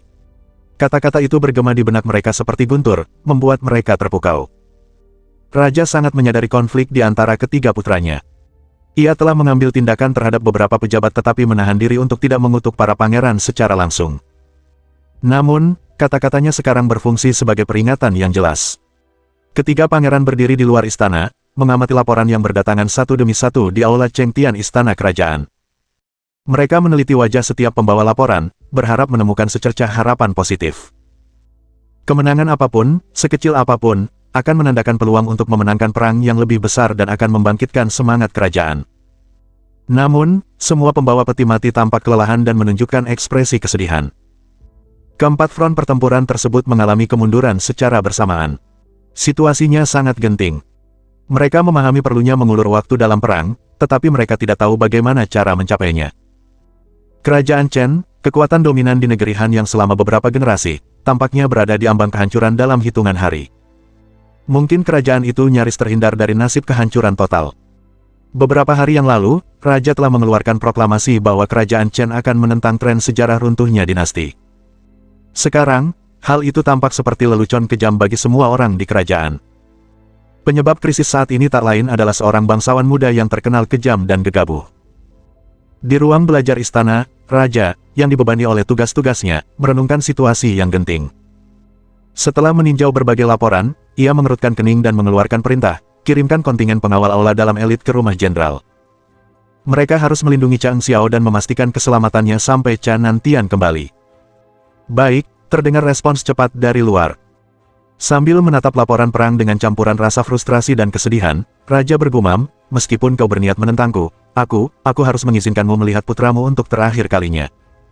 Dia menghela napas panjang. Meskipun kau tak benar-benar menganggapku sebagai saudaramu, aku hanya pernah menjalin ikatan persaudaraan sekali sebelumnya. Jika kau memilih untuk pergi, aku tak akan menghalangimu. Tetapi jika kau tetap tinggal, saudaraku, jika putramu binasa, akankah kau tetap tinggal? Kesedihan sangat terpancar di wajah Raja.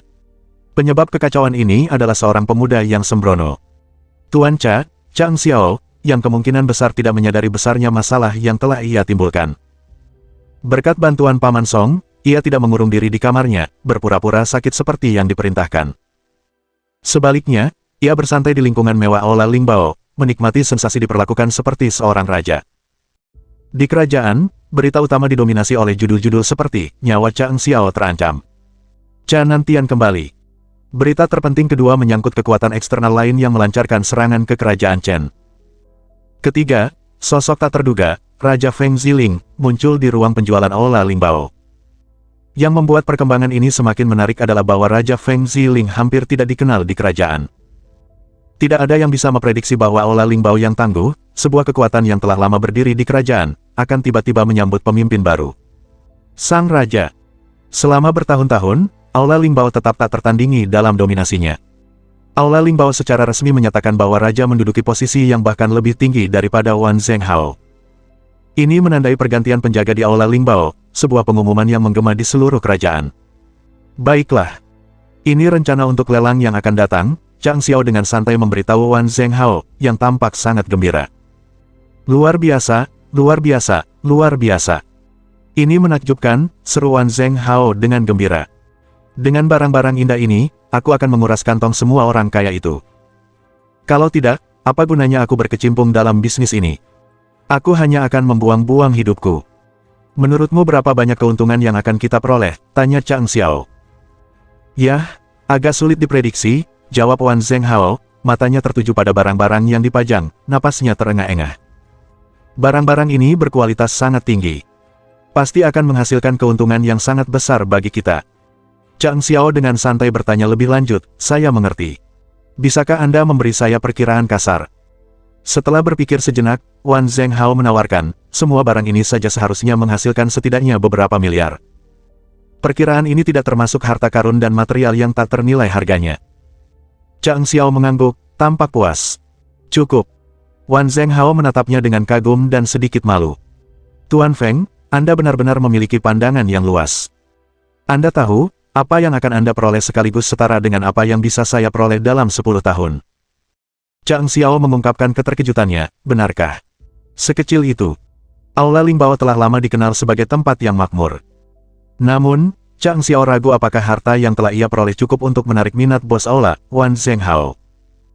Lagi pula, Wan Zhenghao telah setia melayani Gu Jinlong selama lebih dari 1000 tahun, dan meskipun ia mungkin dianggap sebagai pelayan biasa, ia adalah pelayan berusia 1000 tahun. Dia bertanya padaku, bagaimana mungkin kamu hanya menghasilkan sedikit uang, dibandingkan dengan miliaran mata uang? Wan Zhenghao terkejut dengan pengungkapan itu. Dia menatap Chang Xiao dengan mata lebar, seolah-olah akan menangis. Yah, apa yang kau harapkan aku katakan untuk itu? Suara Chang Xiao terdengar serius saat menjawab, saya hanya bisa mengatakan bahwa apa yang Anda sebutkan bukanlah jumlah yang signifikan. Wan Zhenghao tak percaya. Tuan Feng, Anda tidak mungkin serius, kan? Saya tadi berbicara tentang beberapa miliar, dan itu belum termasuk harta dan material. Sambil mendesah, Chang Xiao berkata, kau tahu, ada hal-hal yang memang tidak bisa kau pahami. Dia merasa sedikit bingung. Sepertinya aku meremehkan pola pikir sempit Gu Jinlong, meskipun telah lama mengabdi padanya. Pengetahuan Wan Zhenghao tetap berlandaskan pada alam fana, dia gagal memahami bahwa banyak hal di alam King Yun bernilai jauh lebih dari miliaran di dunia ini. Wan, jangan terlalu memikirkannya. Seiring bertambahnya pengalaman, kau akan mengerti, Chang Xiao menenangkannya. Mari kita kesampingkan dulu diskusi lelang. Dengar, bukankah menurutmu dengan kemampuan kita, terlalu sia-sia jika kita hanya fokus pada bisnis lelang? Dia menunjuk peta tanahan yang dibentangkan oleh Wan Zhenghao. Ekspresinya menjadi serius. Kita merencanakan dan menyusun strategi, namun penghasilan kita sedikit. Kau adalah kepala Aula Lingbao, namun kau bereaksi seperti ini ketika mendengar angka miliaran. Seharusnya tidak seperti ini. Wan Zhenghao terkejut, tidak yakin bagaimana harus menanggapi. Bagi kebanyakan orang, beberapa miliar adalah jumlah yang sangat besar yang tidak akan pernah mereka lihat seumur hidup mereka, namun bagi bos baru saya, jumlah itu tampak sangat kecil. Wan Zhenghao berbicara dengan senyum getir, Guru Feng, mengapa Anda mengatakan itu? Kami, maksud saya, Aula Lingbao terutama melayani kekuatan bela diri di negeri Hanyang. Butuh 1000 tahun bagi saya untuk mencapai apa yang saya miliki. Saya tidak memiliki minat lain selain menghasilkan uang. Dia menghela napas. Saya selalu berusaha menjaga keseimbangan, memastikan bahwa pasukan resmi menghargai kehadiran kami sambil menghindari menjadi target. Saya selalu takut akan potensi dampak buruk jika kami melampaui batas kemampuan kami. Saya tidak ingin hal itu terjadi. Nada suara Chang Xiao tetap netral saat ia mengajukan pertanyaan, bagaimana jika saya memberitahu Anda bahwa mulai sekarang, apapun yang kita lakukan hanya akan menghasilkan hasil yang positif. Bagaimana perasaan Anda tentang itu? Bab 166. Emosi. Sifat alamiahnya. Emosi. Sifat alamiahnya. Mata Wan Zhenghao membelalak saat ia mencerna usulan berani Chang Xiao. Anda, Raja, apakah Anda benar-benar mampu melakukan hal seperti itu? Dengan sedikit ketidaksabaran, Chang Xiao menjawab, pertama, kita perlu membangun jaringan intelijen kita sendiri. Semua cabang Aula Lingbao harus berfungsi sebagai jaringan intelijen terpadu. Kedua, kita harus mengalokasikan sejumlah besar dana untuk menciptakan departemen pembunuhan kita sendiri dan memastikan keberhasilannya sejak awal. Ketiga, jangan ragu untuk berinvestasi dalam kegiatan amal, hasilnya akan jauh melebihi harapan Anda. Terakhir, dan yang terpenting, kita harus membentuk departemen eksekusi. Ia berbicara dengan tegas, kita tidak akan menunjukkan belas kasihan kepada orang jahat. Aku tidak akan bersikap lunak. Sambil memandang langit malam melalui jendela, ia melanjutkan, karena aku ditakdirkan untuk tetap berada di dunia ini untuk suatu periode, sebaiknya aku memenuhi apa yang perlu dilakukan. Wan Zhenghao mengangguk dengan penuh tekad. Ya, saya akan segera mengerjakannya. Aku tidak peduli dengan detailnya. Aku ingin semuanya dilakukan secara diam-diam. Aula Lingbao akan terus beroperasi sebagai rumah lelang, jelas Chang Xiao dengan tenang. Kau berpengalaman, aku percaya kau tahu apa yang harus dilakukan. Wan Zhenghao meyakinkannya, kau bisa mengandalkanku. Lagi pula, departemen pembunuhan kami tidak membutuhkan banyak anggota karena setiap kultivator di dunia dapat menjadi pembunuh kami, kata Chang Xiao dengan santai. Pasang beberapa hadiah buronan. Kita bisa menyebutnya. Dia berpikir sejenak. Dewan Hidup dan Mati. Dewan Hidup dan Mati, Wan Zhenghao mengulangi, matanya berbinar. Aku mengerti. Tujuan kami dengan papan pengumuman ini adalah untuk menantang House of Chaotic Storms, Chang Xiao menyatakan.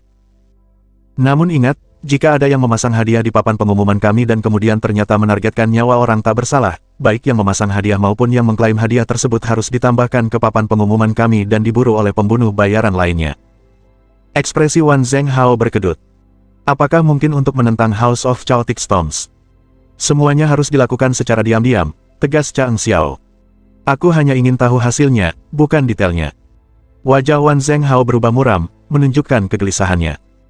Ia kini bekerja untuk seseorang yang hanya fokus pada hasil, menyerahkan semua tanggung jawab lainnya kepadanya. Di sisi positifnya, wewenangnya di Lingbao Hall tetap utuh, tetapi ia pasti harus mengawasi semakin banyak tugas.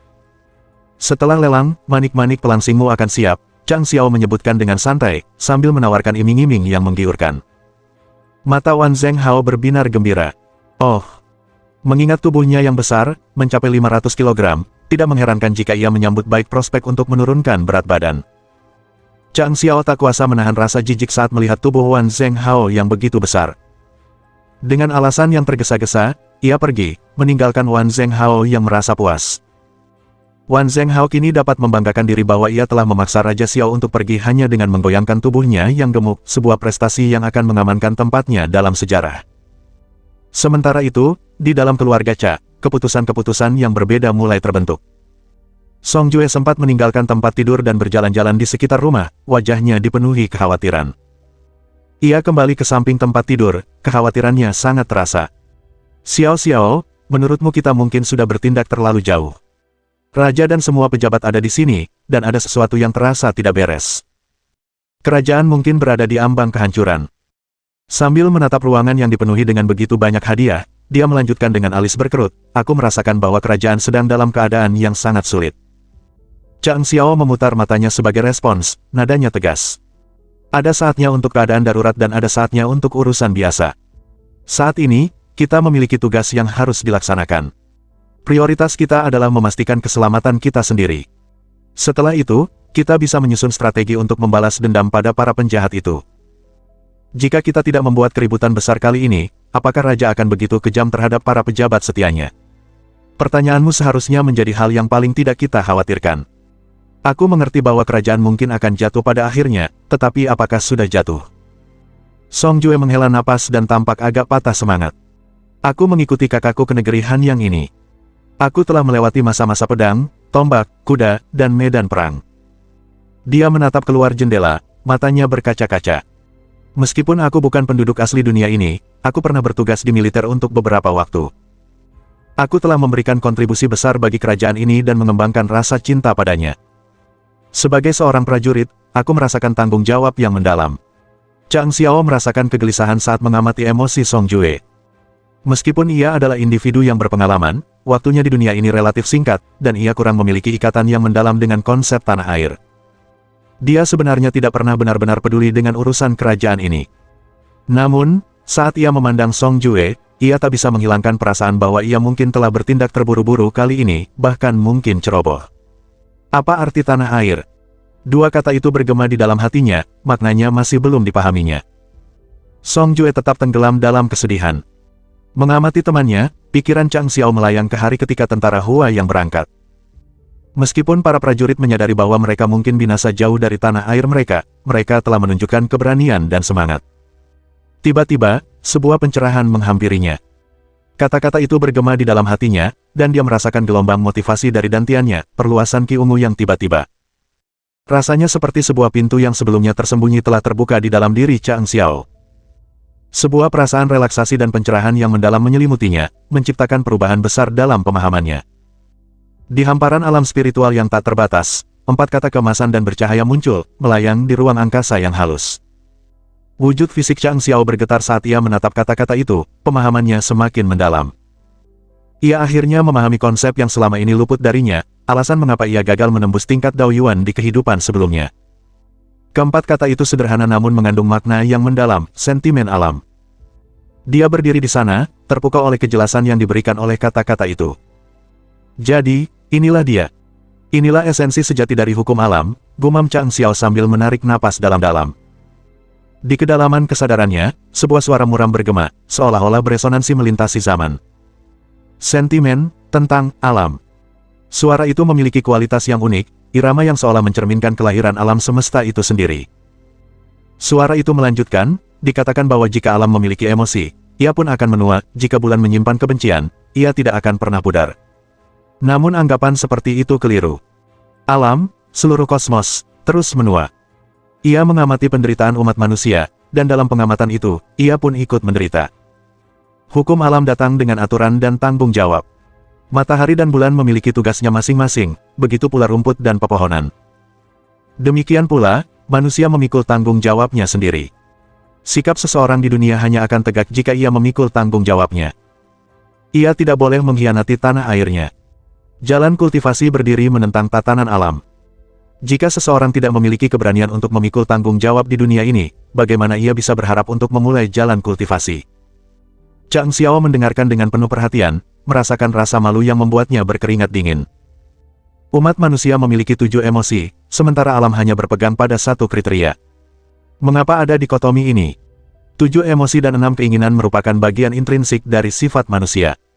Kriteria tunggal alam adalah aturan tertinggi, aturan yang diatur oleh sentimen yang tidak mengenal batas. Suara itu terdengar melemah, seolah-olah akan lenyap selamanya. Chang Xiao tidak dapat memastikan asal suara tersebut atau cara kemunculannya.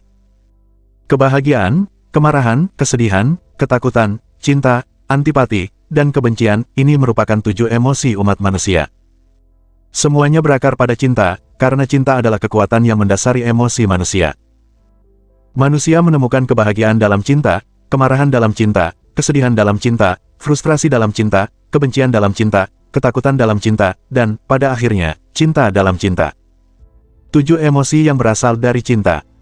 Cinta melahirkan 6 keinginan. Cinta kepada umat manusia adalah luhur, cinta kepada tanah air adalah hal mendasar. Tubuhmu milik sesuatu, hatimu milik sesuatu, dan dirimu sendiri milik sesuatu. Sesuatu itu adalah rumahmu. Semua pahlawan terikat pada rumah mereka. Inilah yang membedakan mereka sebagai pahlawan sejak awal. Suara itu terus bergema, kata-katanya meresap ke dalam jiwa Chang Xiao, yang berbaring diam di tempat tidurnya, tenggelam dalam ajaran yang mendalam. Tanpa sepengetahuan Chang Xiao, Song Jue, yang mengira temannya telah tertidur, pergi diam-diam, meninggalkannya untuk merenungkan wawasan baru yang didapatnya. Saat suara itu terus menyampaikan kebijaksanaannya, Chang Xiao mendapati dirinya melintasi batas-batas alam semesta, melampaui keterbatasan yang pernah membatasi pemahamannya. Konsep-konsep yang sebelumnya luput darinya di kehidupan sebelumnya kini menjadi jelas, satu persatu. Cinta. Satu kata itu memiliki kekuatan yang tak terukur. Chang Xiao menyadari bahwa cintalah yang mendorong orang ke titik ekstrim, menyebabkan mereka kehilangan diri mereka sendiri dalam pusaran emosi. Ketika orang yang mereka sayangi terluka, amarah pun meluap. Kehilangan orang atau Sing yang dicintai menyebabkan kesedihan yang mendalam. Cinta naluriah terhadap kehidupan itu sendiri menimbulkan rasa takut akan kematian. Semuanya bermuara pada cinta.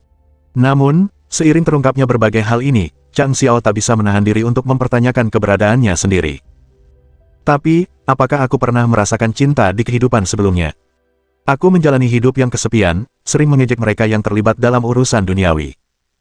Meskipun tampak glamor, kesepian itu sebenarnya adalah beban berat yang harus kutanggung.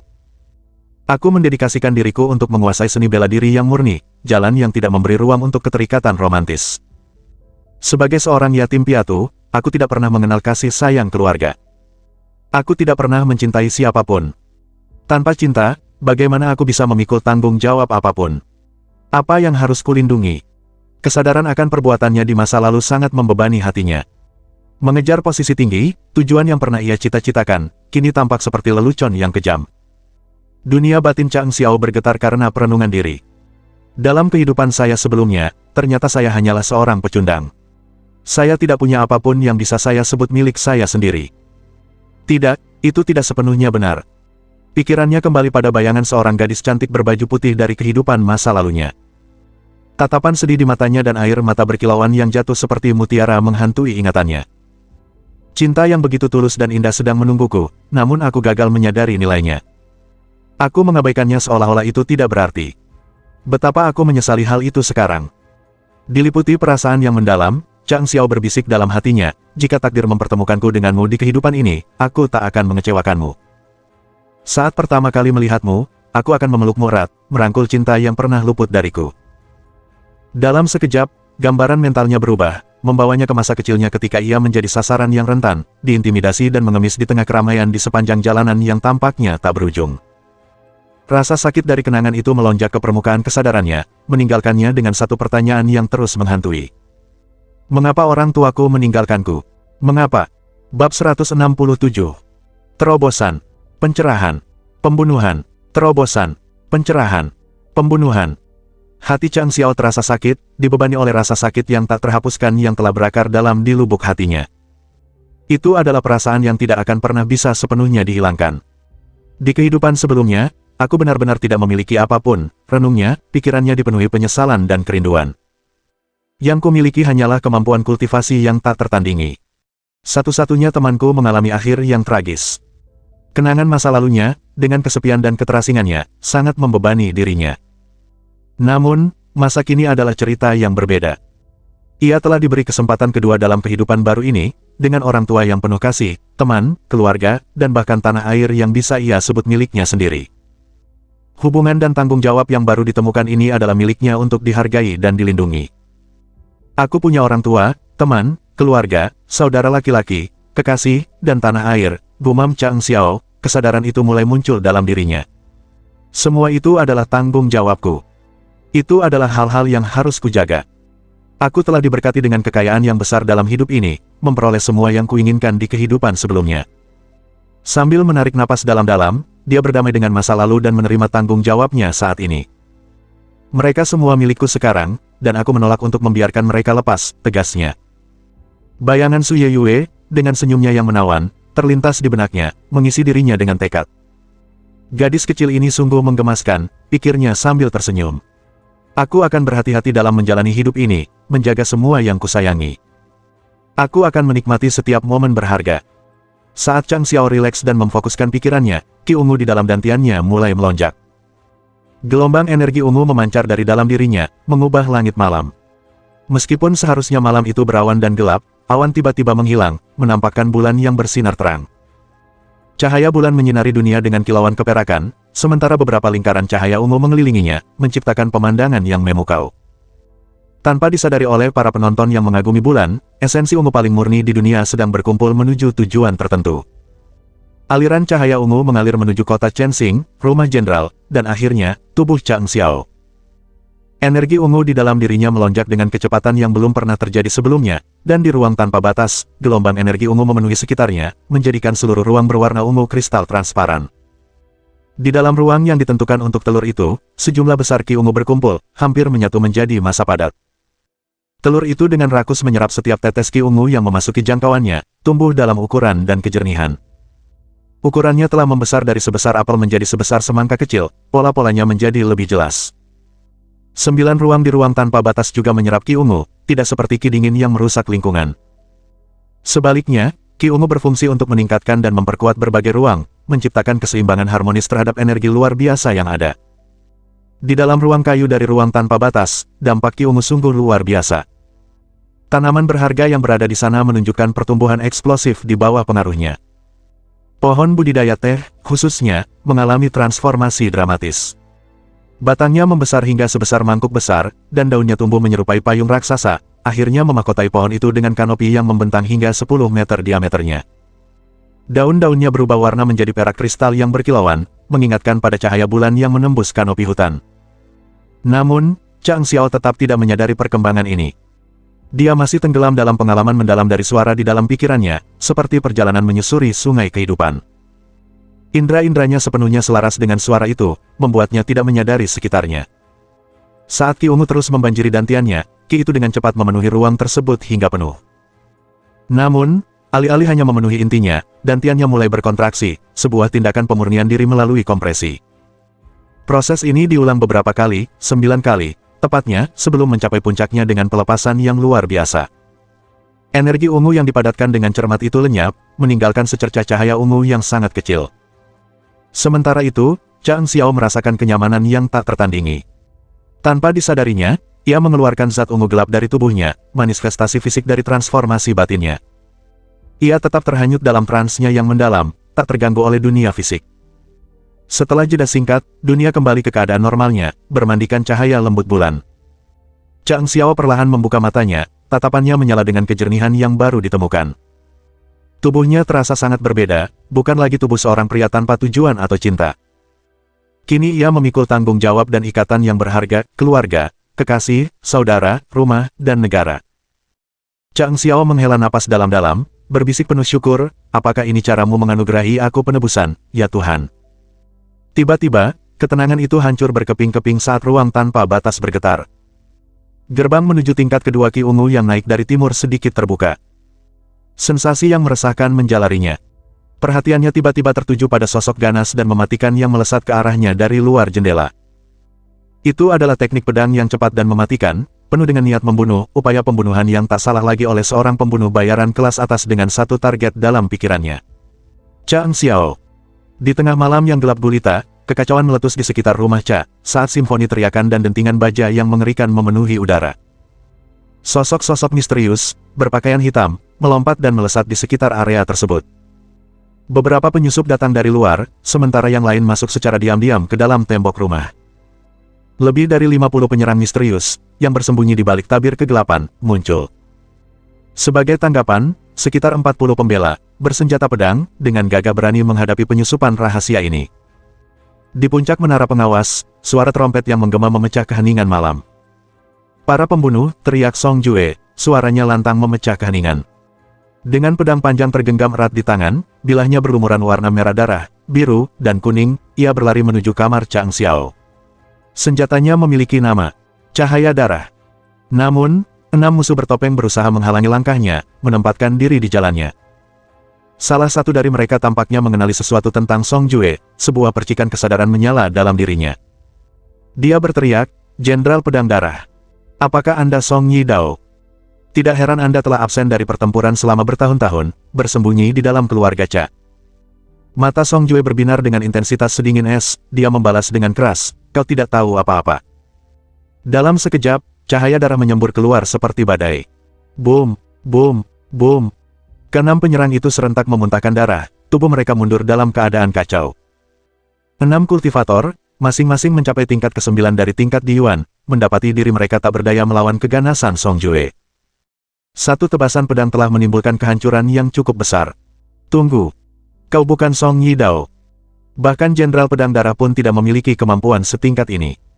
Pria bertopeng itu terbatuk, suaranya terdengar tegang saat ia bertanya, siapa kau?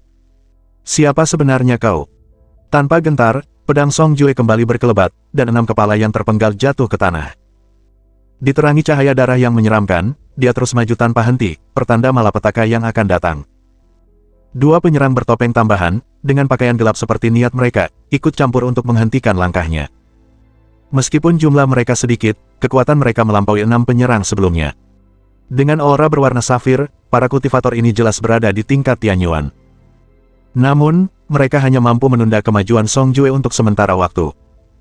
Dengan teriakan yang menggema di seluruh kediaman, Song Jue berteriak, bunuh. Aura kematian yang mencekam menyelimuti seluruh rumah, seiring dengan rasa haus akan pertumpahan darah yang tak terkendali mengalir dalam nadinya. Dia merasa terkekang. Bahkan lebih dari saat ia kehilangan seluruh kultivasinya, kekuatan penindas ini sekarang sangat membebani dirinya. Meskipun telah mendapatkan kembali kekuatannya, ia tetap dibatasi oleh luka-lukanya, sumber frustrasi yang tak terbatas. Ia telah digagalkan oleh dua individu, yang kekuatannya hanya berada di tingkat Tianyuan, dan rasa dendam itu terus membara di dalam dirinya. Seruan perangnya lebih dari sekadar kata-kata. Itu melambangkan tekadnya yang tak tergoyahkan, keteguhannya untuk mengatasi rintangan berat yang menghadangnya. Song Yidao. Ya, aku Song Yidao, Jenderal Pedang Darah. Tapi kau tak akan pernah benar-benar tahu siapa aku. Dia tidak hanya frustrasi tetapi juga sangat terburu-buru. Jelas, lawan mereka telah mengirimkan agen-agen terkuat mereka untuk misi ini. Ini adalah upaya pembunuhan berskala besar, dengan satu-satunya tujuan untuk memastikan kematian Chang Xiao. Mandat mereka sangat jelas, singkirkan Chang Xiao dengan segala cara. Itu adalah perintah pembunuhan mutlak, sebuah dekrit mengerikan yang membayangi dunia para pembunuh bayaran. Bab 168. Membunuh atau dibunuh. Membunuh atau dibunuh. Para pembunuh bayaran, yang didorong oleh keputusasaan, menggunakan segala cara yang mereka miliki untuk menggagalkan pengejaran tanpa henti Song Jue. Mereka sangat menyadari bahwa penangkapan Chang Xiao akan mengubah jalannya misi mereka secara permanen. Saat Song Jue terus maju dengan gigih, kecemasan menghantuinya. Kondisi fisiknya masih kurang optimal, dan ia mendapati dirinya berada di ambang frustrasi. Musuh-musuh di hadapannya, meskipun menunjukkan kelemahan, tetap sulit ditangkap, lolos dari genggamannya. Dengan suara menggelegar yang menggema di malam hari, ia mengeluarkan perintah tegas, cepat. Lindungi Tuan Muda, kalian makhluk tak berdaya. Para pembunuh bayaran, yang menangkis serangan Song Jue, mencemooh sebagai balasan. Song Yidao, mimpimu telah hancur. Orang yang menduduki ruangan itu tidak lain adalah tokoh legendaris di dunia pembunuhan. Liu Changjun, saudara Liu, yang terkenal sebagai pembunuh instan. Seharusnya Chang Xiao sudah menemui ajalnya sekarang. Song Jue tersentak tak percaya saat beberapa serangan mematikan mengenai sasarannya, memaksanya untuk melakukan pertahanan yang gigih. Dengan pernyataan yang lantang, dia bersumpah, Liu Changjun. Aku, Song Jue, bersumpah bahwa jika kau berani menyakiti Chang Xiao, setelah malam ini, setiap anggota klanmu, tanpa memandang usia atau jenis kelamin, akan menemui ajalnya, satu persatu. Lawannya membalas dengan tawa mengejek. Hahaha. Ancaman kosong seperti itu, sungguh menggelikan. Mungkin sebaiknya kau simpan pernyataan seperti itu untuk saat kau berhasil bertahan hidup, yaitu, jika bertahan hidup masih dalam genggamanmu. Lagi pula, akan kukatakan padamu. Liu Changjun selalu menempuh jalan yang sunyi. Dia tidak memiliki afiliasi, tidak memiliki kerabat, dan tidak memiliki kewajiban. Hahaha. Marah karena pengungkapan ini, Song Jue mengintensifkan serangannya, mendorong situasi ke ambang kehancuran. Tanpa sepengetahuan semua orang, sosok misterius yang dikenal sebagai pembunuh instan, Liu Changjun, ragu untuk bertindak di dalam kamar Chang Xiao. Beberapa saat sebelumnya, Liu Changjun telah melepaskan tekniknya yang paling dahsyat, serangan pedang yang menghancurkan dan menembus jendela Chang Xiao. Itu adalah serangan dengan ketepatan yang fatal, lambang dari kehebatannya yang mematikan. Begitu dia melepaskan serangan itu, dia mulai merencanakan strategi pelariannya, yakin bahwa nyawa Chang Xiao telah berakhir. Dia beralasan bahwa bahkan jika Chan Nantian, seorang kultivator tangguh, mengejarnya, dia pada akhirnya akan lolos dari penangkapan. Namun, saat Liu Changjun menerobos masuk ke ruangan dengan penuh percaya diri, matanya tertuju pada pemandangan yang tampak biasa saja, seperangkat selimut katun hitam yang menghiasi tempat tidur. Kegembiraan awalnya, yang muncul dari keyakinan bahwa misinya telah berhasil, dengan cepat berubah menjadi kebingungan. Chang Xiao, menyadari sifat ancaman yang akan datang yang sangat dahsyat, memahami bahwa konfrontasi langsung bukanlah pilihan yang dapat dipertahankan. Dia sangat menyadari bahwa pancaran cahaya biru pedang itu menandakan seorang kultivator dengan kekuatan yang cukup besar, kemungkinan berada di tingkat menengah dari tingkat Tianyuan. Meskipun Chang Xiao baru-baru ini telah membuat kemajuan signifikan dalam kultivasinya, dia tetap menyadari kelemahannya di hadapan lawan yang begitu tangguh. Karena tidak ada konfrontasi langsung, ia menggunakan taktik licik. Dengan cepat, ia meninggalkan tempat tidur, melemparkan selimut katun hitam ke samping. Perlengkapan tidur yang tampaknya tidak berbahaya ini seolah memiliki kehidupan sendiri, berputar-putar di udara seperti badai bayangan sebelum menyatu menjadi barikade yang tak tertembus. Bersembunyi di balik pertahanan darurat ini, Chang Xiao menunggu langkah selanjutnya dari lawannya. Seluruh rangkaian peristiwa terungkap dengan kelancaran yang surrealis, mengubah persepsi Chang Xiao tentang tubuhnya sendiri. Dia merasakan keringanan yang luar biasa, seperti bulu yang melayang tertiup angin. Bahkan, dia melampaui keringanan seekor burung layang-layang dan melampaui tanpa bobot kabut. Setiap gerakan, setiap tindakan, terjadi dengan keanggunan tanpa usaha, seolah-olah dia mampu melakukan jauh lebih dari sekadar menghindari serangan lawannya. Bersamaan dengan itu, energi terpendam di dalam dirinya melonjak hidup, sebuah arus deras yang mengancam akan meledak. Chang Xiao merasakan ledakan yang akan datang jika dia gagal melepaskan kekuatan yang terpendam ini dengan segera. Dengan kecepatan yang hampir tanpa pikir panjang, dia menyerang dengan telapak tangannya. Serangan pedang Liu Changjun meleset, merobek selimut hingga kapas berhamburan di udara. Ia terkejut mendapati dirinya berada di ruangan kosong, sementara telapak tangan pucat seperti hantu tampak sangat dekat dengan wajahnya. Serangan balasan berikutnya berlangsung cepat, namun Liu Changjun tetap menyimpan keraguan. Ia menyadari bahwa penyerang memiliki kekuatan di bawah tingkat Tianyuan, terbukti dari warna biru redup yang mengelilingi serangan yang datang. Pengamatan ini memicu rasa percaya dirinya yang berlebihan, membuatnya mencibir dengan nada meremehkan, dia terlalu percaya diri. Sebagai respons, ia melancarkan serangan balik yang sengit, melayangkan pukulan sekuat tenaga. Ia mengantisipasi akan dengan mudah menghancurkan telapak tangan yang datang, sebuah prestasi yang menurutnya berada dalam kemampuannya. Namun, kenyataan menyimpang dari harapan Liu Changjun, menantang hukum alam itu sendiri. Chang Xiao keluar dari bentrokan tanpa luka, telapak tangannya tidak terluka dan posisinya teguh. Sesaat wajahnya memerah, hanya untuk menghilang beberapa saat kemudian, membuatnya tetap tenang. Dia tetap berdiri di tempatnya, tidak bergeser sedikit pun. Namun, sebuah wahyu mendalam mengguncang Liu Changjun, energi dingin yang tak dapat dijelaskan dan tak tertandingi telah meresap ke dalam tubuhnya melalui titik benturan. Itu adalah energi yang sangat dingin, yang berpotensi membekukan seluruh dunia. Berjuang untuk memahami hal yang tak dapat dijelaskan, Liu Changjun mendapati tubuhnya lumpuh, tinjunya terbungkus lapisan embun beku, dan separuh tubuhnya kehilangan kemampuan bergerak. Seolah-olah esensi dari energi dingin yang aneh ini telah merusak meridian dan vitalitasnya. Kepanikan adalah emosi yang dihindari Liu Changjun. Dia menarik napas dalam-dalam, menyalurkan kemampuan kultivasinya dengan penuh semangat. Lengannya memancarkan cahaya biru yang intens, dengan cepat membasmi ki dingin yang mengganggu dan mengembalikan mobilitas pada anggota tubuhnya yang sebelumnya membeku. Keringat dingin mengumpul di dahinya saat dia bergulat dengan kesadaran yang sangat mengganggu, lawannya bukanlah kultivator biasa. Dia menatap Chang Xiao dengan tak percaya. Seni bela diri macam apa ini? Siapakah kau? Sebuah pencerahan tiba-tiba menghampiri Liu Changjun. Sosok misterius di hadapannya memiliki kemampuan kultivasi yang luar biasa, melampaui kemampuannya sendiri. Ia menyadari bahwa mungkin tanpa sengaja ia telah bertemu dengan petarung yang memiliki kekuatan superior. Chang Xiao, tak terpengaruh oleh peristiwa yang terjadi, memasang senyum sinis. Apakah kau di sini untuk mengakhiri hidupku atau untuk menghiburku? Kau menginginkan kematianku, namun kau mengajukan pertanyaan yang begitu sepele.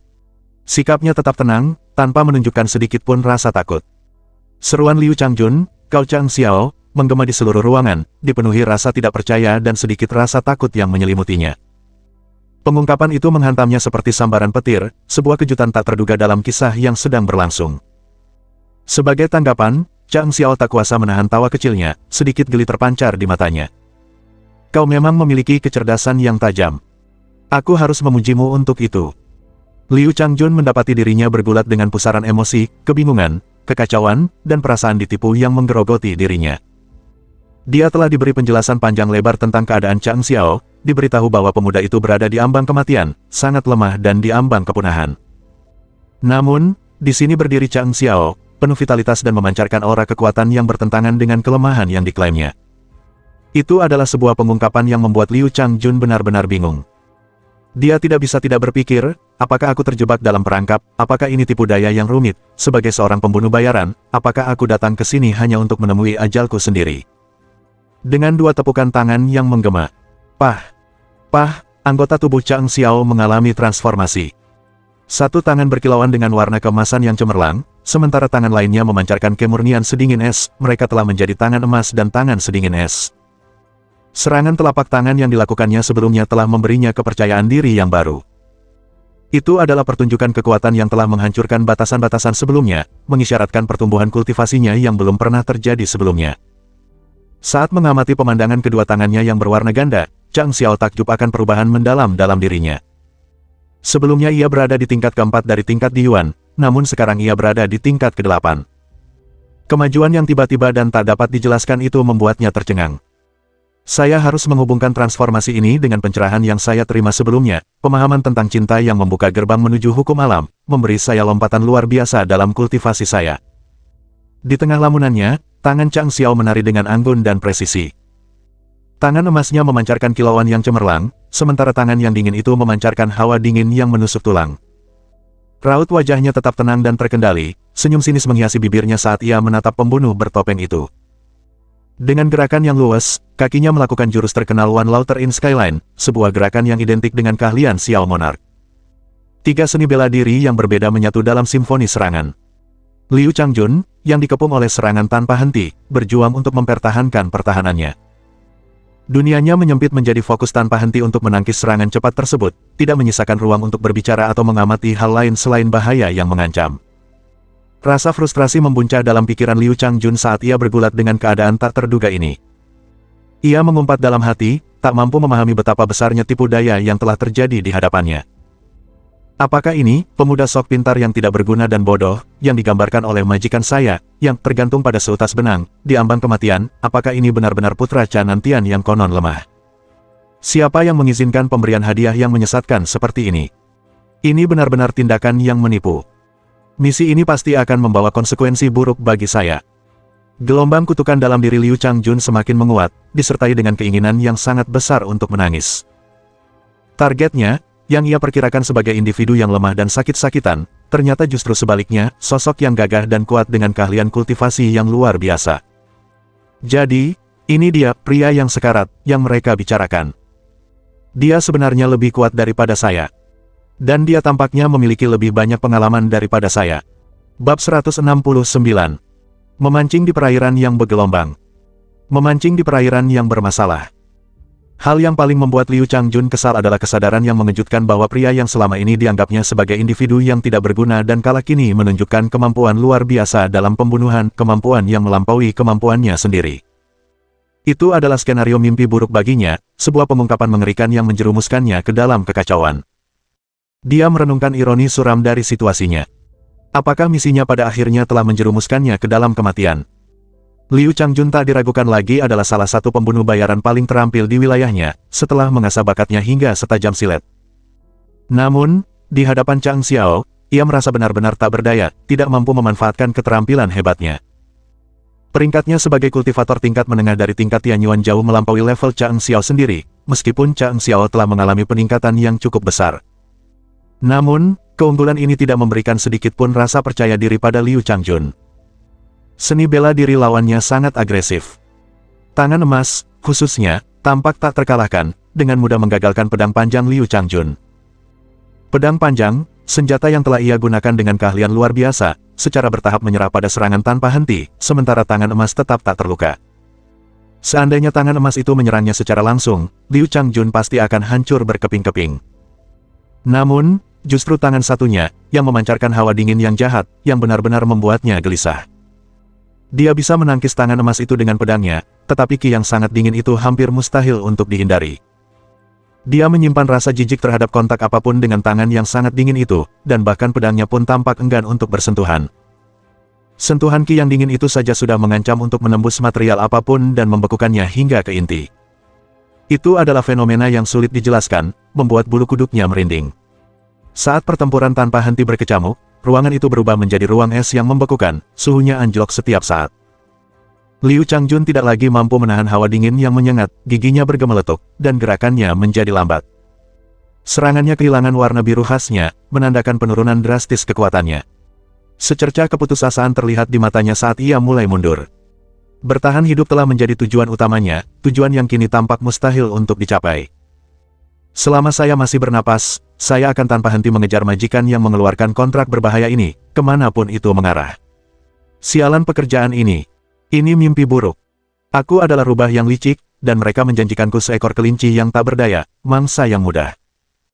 Namun, aku terjun langsung ke dalam perangkap ini dan menemukan bahwa kelinci itu telah berubah menjadi harimau ganas, musuh yang dipersenjatai dengan taring dan cakar tajam. Apakah ini semua sebuah jebakan? Namun, ucapan Chang Xiao menyela pikirannya. Tempo pertempuran melambat, dan Chang Xiao menyeringai licik. Oh, kau berencana untuk pergi terburu-buru. Secepat ini, aku telah ditipu. Apakah aku ditakdirkan untuk mati di sini? Aku masih punya kesempatan untuk melarikan diri. Aku mungkin akan kehilangan kesempatan itu jika aku menunggu, gumam Liu Changjun, suaranya dipenuhi ketidakpuasan. Dia melanjutkan, suaranya terdengar kesal, bahkan di masa jayamu pun, seharusnya kau tidak sekuat ini. Ada apa denganmu? Sekali lagi, Chang Xiao mengangkat tangan emasnya, dan serangkaian serangan cepat pun terjadi. Ki dingin bercampur dengan pancaran keemasan, memenuhi udara. Dia berbicara dengan nada nakal, tetapi informasi yang kau terima memang akurat. Sayangnya, kau datang di saat yang kurang tepat. Ketika kau pertama kali memasuki ruangan ini, aku belum mencapai terobosan. Namun, saat kau tiba, aku baru saja menyelesaikannya. Anggap dirimu beruntung, temanku. Bukankah begitu? Ledakan amarah Liu Changjun yang penuh umpatan membuatnya hampir pingsan. Ia pun tak kuasa menahan diri untuk merenungkan definisi keberuntungan menurut Chang Xiao. Beruntung, akulah yang beruntung di sini. Apakah ini seharusnya dianggap sebagai keberuntungan? Tunggu sebentar. Apakah maksudmu seandainya aku datang beberapa saat lebih awal, aku bisa menghindari konfrontasi kacau ini? Dan seandainya aku datang sedikit lebih lambat, aku mungkin bisa menghindari gelombang energimu. Tapi malah, aku kebetulan masuk tepat pada saat kau mendapatkan kekuatan. Dan kau pikir akulah yang beruntung di sini. Untung apanya, dasar brengsek. Keputusasaan dan rasa dingin yang menusuk memicu tekad Liu Changjun untuk terus bertahan melawan serangan tanpa henti dari Chang Xiao. Dia bisa merasakan hawa dingin meresap ke dalam pembuluh darahnya, membuatnya semakin sulit untuk menangkis setiap serangan. Kata-katanya hampir seperti permohonan belas kasihan. Apakah kau harus membunuhku? Wajah Liu Changjun memucat-pucat pasi. Sambil mengangkat alis, Chang Xiao membalas, sebagai seorang pembunuh bayaran, bukankah kau sudah melanggar kode etik profesimu? Liu Changjun merasa hampir menangis. Kamu benar-benar orang aneh yang eksentrik, kamu seriusan lagi ceramah soal etika profesional. Dalam hal kekuatan fisik, Liu Changjun jelas lebih unggul. Namun, seni bela diri aneh yang digunakan Chang Xiao membuatnya tak berdaya, seperti menghadapi musuh bebuyutannya. Dia bisa merasakan gerakannya melambat, seluruh keberadaannya terkekang oleh hawa dingin yang menusuk. Dia menyadari bahwa melarikan diri adalah usaha yang sia-sia, terutama saat berada di bawah pengaruh Qi yang dingin. Bahkan di masa jayanya, Liu Changjun akan kesulitan menandingi Chang Xiao, tetapi keadaan saat ini sama sekali tidak menguntungkan. Chang Xiao, sambil tersenyum tipis, berkomentar, aku telah melawanmu tanpa senjata sementara kau memegang pedang. Sudah saatnya aku memperlihatkan senjataku. Liu Changjun benar-benar diliputi rasa takut. Chang Xiao telah mengalahkannya dengan tangan kosong, dan sekarang dia bersiap untuk menggunakan senjata. Ini jelas merupakan hukuman mati. Tiba-tiba, dia melihat sesuatu berkelebat di tangan Chang Xiao, dengan cepat mendekatinya. Matanya berusaha keras untuk mengenali objek tersebut. Dalam upaya panik untuk membela diri, dia mengangkat pedangnya, tetapi objek misterius itu tampak kabur di depan matanya. Pedangnya meleset sepenuhnya, dan dalam sekejap, dia merasakan benda aneh seperti jarum menusuk dadanya dengan kecepatan kilat. Benda itu mengirimkan gelombang Qi dingin yang meledak di dalam meridiannya, menyebabkan aliran energinya terhenti tiba-tiba. Semuanya sudah berakhir, Chang Xiao menyatakan dengan tegas. Chang Xiao menghela napas. Dia bisa merasakan tatapan tak percaya Liu Changjun, tetapi dia tidak punya waktu untuk menjelaskan dirinya. Dalam sekejap mata, Chang Xiao menyerang dada Liu Changjun dengan 18 pukulan telapak tangan yang cepat. Kekuatannya cukup untuk membuat Liu Changjun terhuyung mundur, roboh ke lantai seperti tumpukan tak bernyawa. Dia merasakan rasa manis yang menjijikkan di tenggorokannya, tetapi darah yang mengancam akan menyembur keluar berhasil ditahan kembali. Jing dan Mei-nya, jalur energi vital di tubuhnya, sepenuhnya terkunci oleh keahlian Chang Xiao. Dengan suara serak dan tertahan, Liu Changjun berhasil berteriak, apa yang kau lakukan? Sebuah pikiran cemas melintas di benaknya, tolong, jangan bilang dia, gay, aku masih, perawan, oh tidak, itu tidak baik, itu sangat memalukan. Apa yang kau pikirkan? Berhenti melamun. Aku hanya meminjam bajumu, Chang Xiao terkekeh. Aku tidak ingin orang lain mengetahui kemampuan asliku. Dengan cepat, ia menanggalkan pakaian hitam Liu Changjun, yang membuat Liu Changjun berteriak panik. Apa yang kau lakukan? Kecemasan menghantuinya saat ia berpikir, jangan bilang dia gay, kumohon, aku masih, perawan, oh tidak, itu tidak keren, sungguh memalukan. Apa yang kau pikirkan? Jangan macam-macam. Aku hanya meminjam bajumu, itu saja. Chang Xiao menenangkannya sambil tersenyum. Aku tidak ingin orang lain mengetahui kemampuan asliku.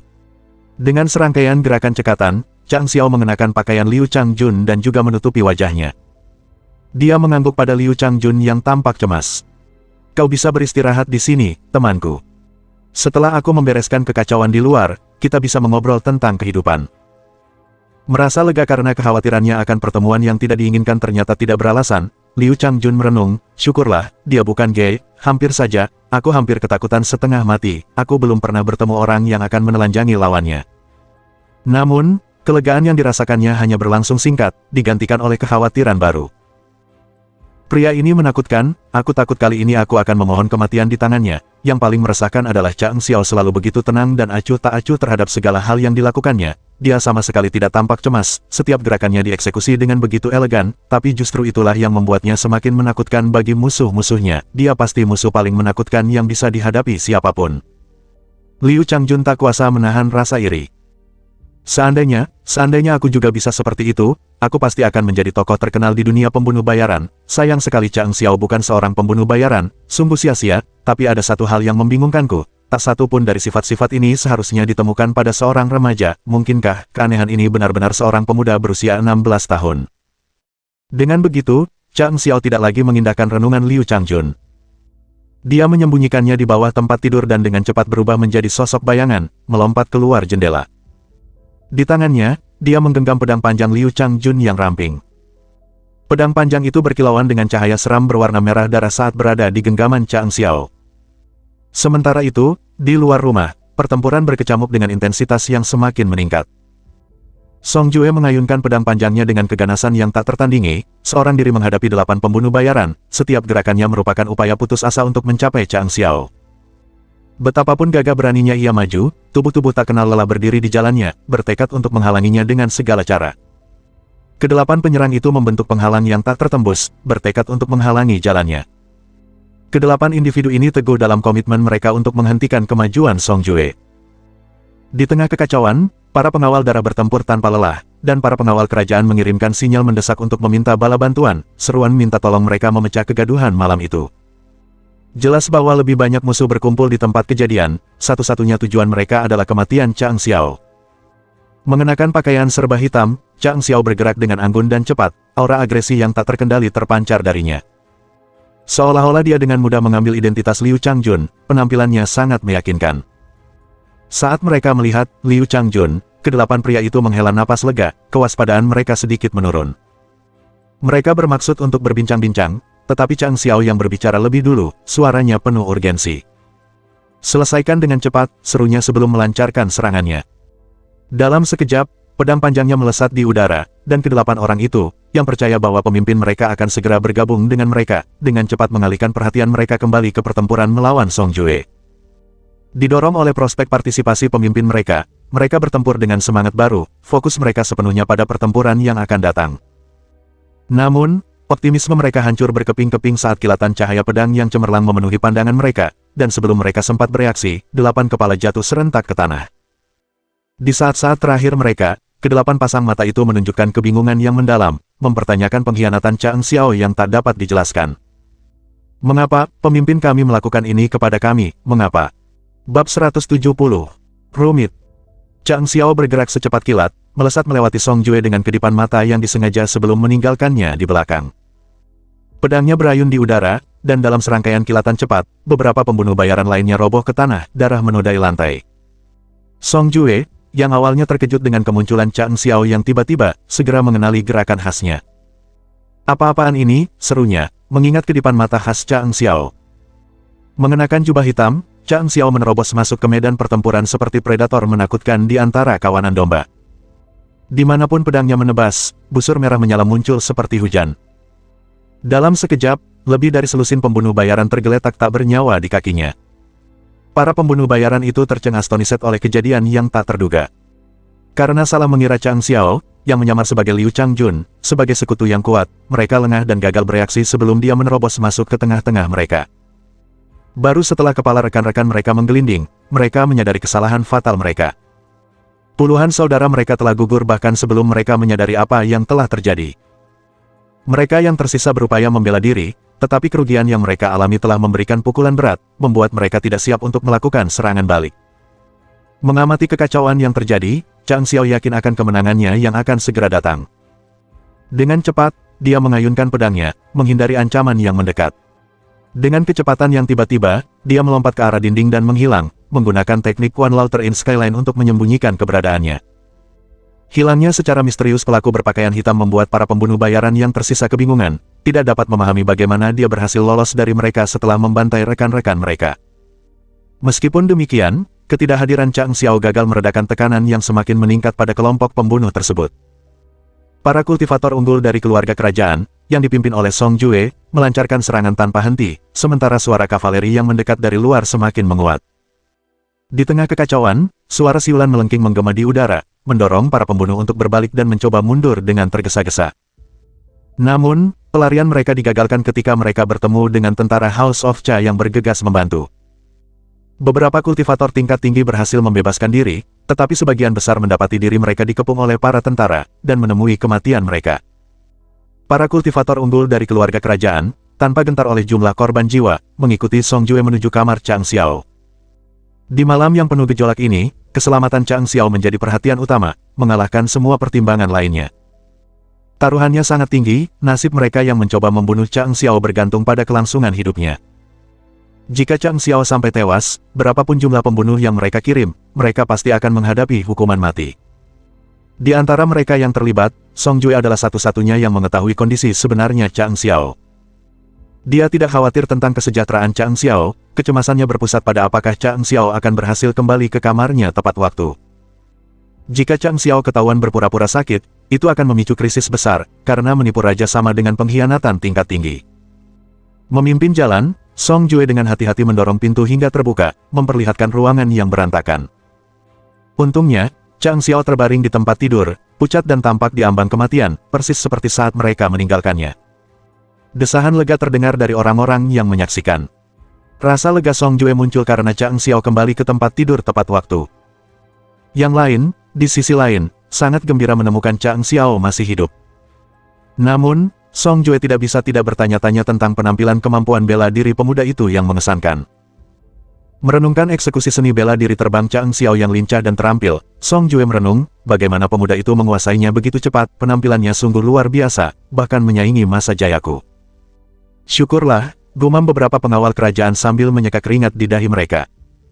Selamatnya Chang Xiao adalah hasil yang positif, menyelamatkan mereka dari murka raja. Meskipun demikian, sebuah teka-teki tetap ada. Para penjaga saling bertukar pandangan bingung dan mendiskusikan sosok misterius berpakaian hitam yang telah turun tangan untuk membantu mereka. Orang asing ini mengenakan pakaian yang identik dengan para pembunuh, dan mereka tampaknya memiliki ikatan yang tak terucapkan. Namun, secara paradoks, dia datang untuk membantu mereka dan, saat pergi, melakukan aksi bela diri terbang yang membingungkan dan menakjubkan. Bingung dengan identitas dan tindakan orang asing itu, salah satu penjaga menyuarakan rasa ingin tahu kolektif, siapa orang berpakaian hitam itu. Dia berpakaian seperti para pembunuh, dan mereka tampaknya mengenalinya, tetapi dia membantu kami.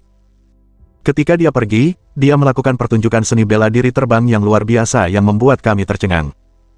Kami tidak mengerti bagaimana dia menghilang begitu cepat. Song Jue, yang tetap berperan sebagai pengamat yang jeli, menjawab dengan sikap acuh tak acuh, saya tidak tahu. Bagaimana mungkin saya tahu?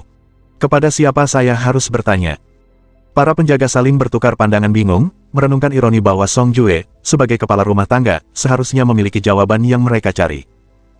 Karena pertanyaan mereka tidak terjawab, para kultivator kerajaan kembali ke posisi mereka, teguh dalam menjaga rumah Cha. Chang Xiao terbaring tak bergerak di tempat tidurnya, tampak seperti jiwa yang tak bernyawa. Namun, Song Jue tetap waspada, tatapannya yang tak tergoyahkan tertuju pada pemuda yang terbaring di tempat tidur itu. Tanpa mereka sadari, pertempuran rahasia lain telah terjadi di dalam rumah. 8 sosok misterius berpakaian hitam tetap bersembunyi, siap mengikuti jejak Chang Xiao. Namun, pengejaran mereka tiba-tiba dihentikan oleh seorang prajurit berpakaian hitam lainnya yang muncul dari balik bayangan. Pendatang baru ini, tangguh dan sangat terampil menggunakan pedang, dengan mudah menggagalkan serangan mereka dan kemudian menghilang. Kedelapan calon pembunuh yang gagal itu dipenuhi amarah, mengenali penyerang mereka tak lain adalah Ning Biluo, pembunuh bayaran terkemuka di dunia. Gaya permainan pedangnya yang khas berwarna cian tidak menyisakan ruang untuk keraguan. Frustrasi mewarnai suara mereka saat salah satu dari mereka melampiaskan kekesalannya, dasar bajingan, Ning Biluo. Nama itu diucapkan dengan penuh amarah. Kami ditugaskan untuk melindungi Chang Xiao sesuai perintah tuan kami. Kami bahkan belum mulai bertindak ketika kau ikut campur. Dan yang menghalangi kami bukanlah orang lain selain pembunuh bayaran terbaik di dunia. Dilema yang mereka hadapi sangat membebani mereka saat mereka merenungkan bagaimana menjelaskan kejadian tak terduga ini kepada atasan mereka yang penuh teka-teki.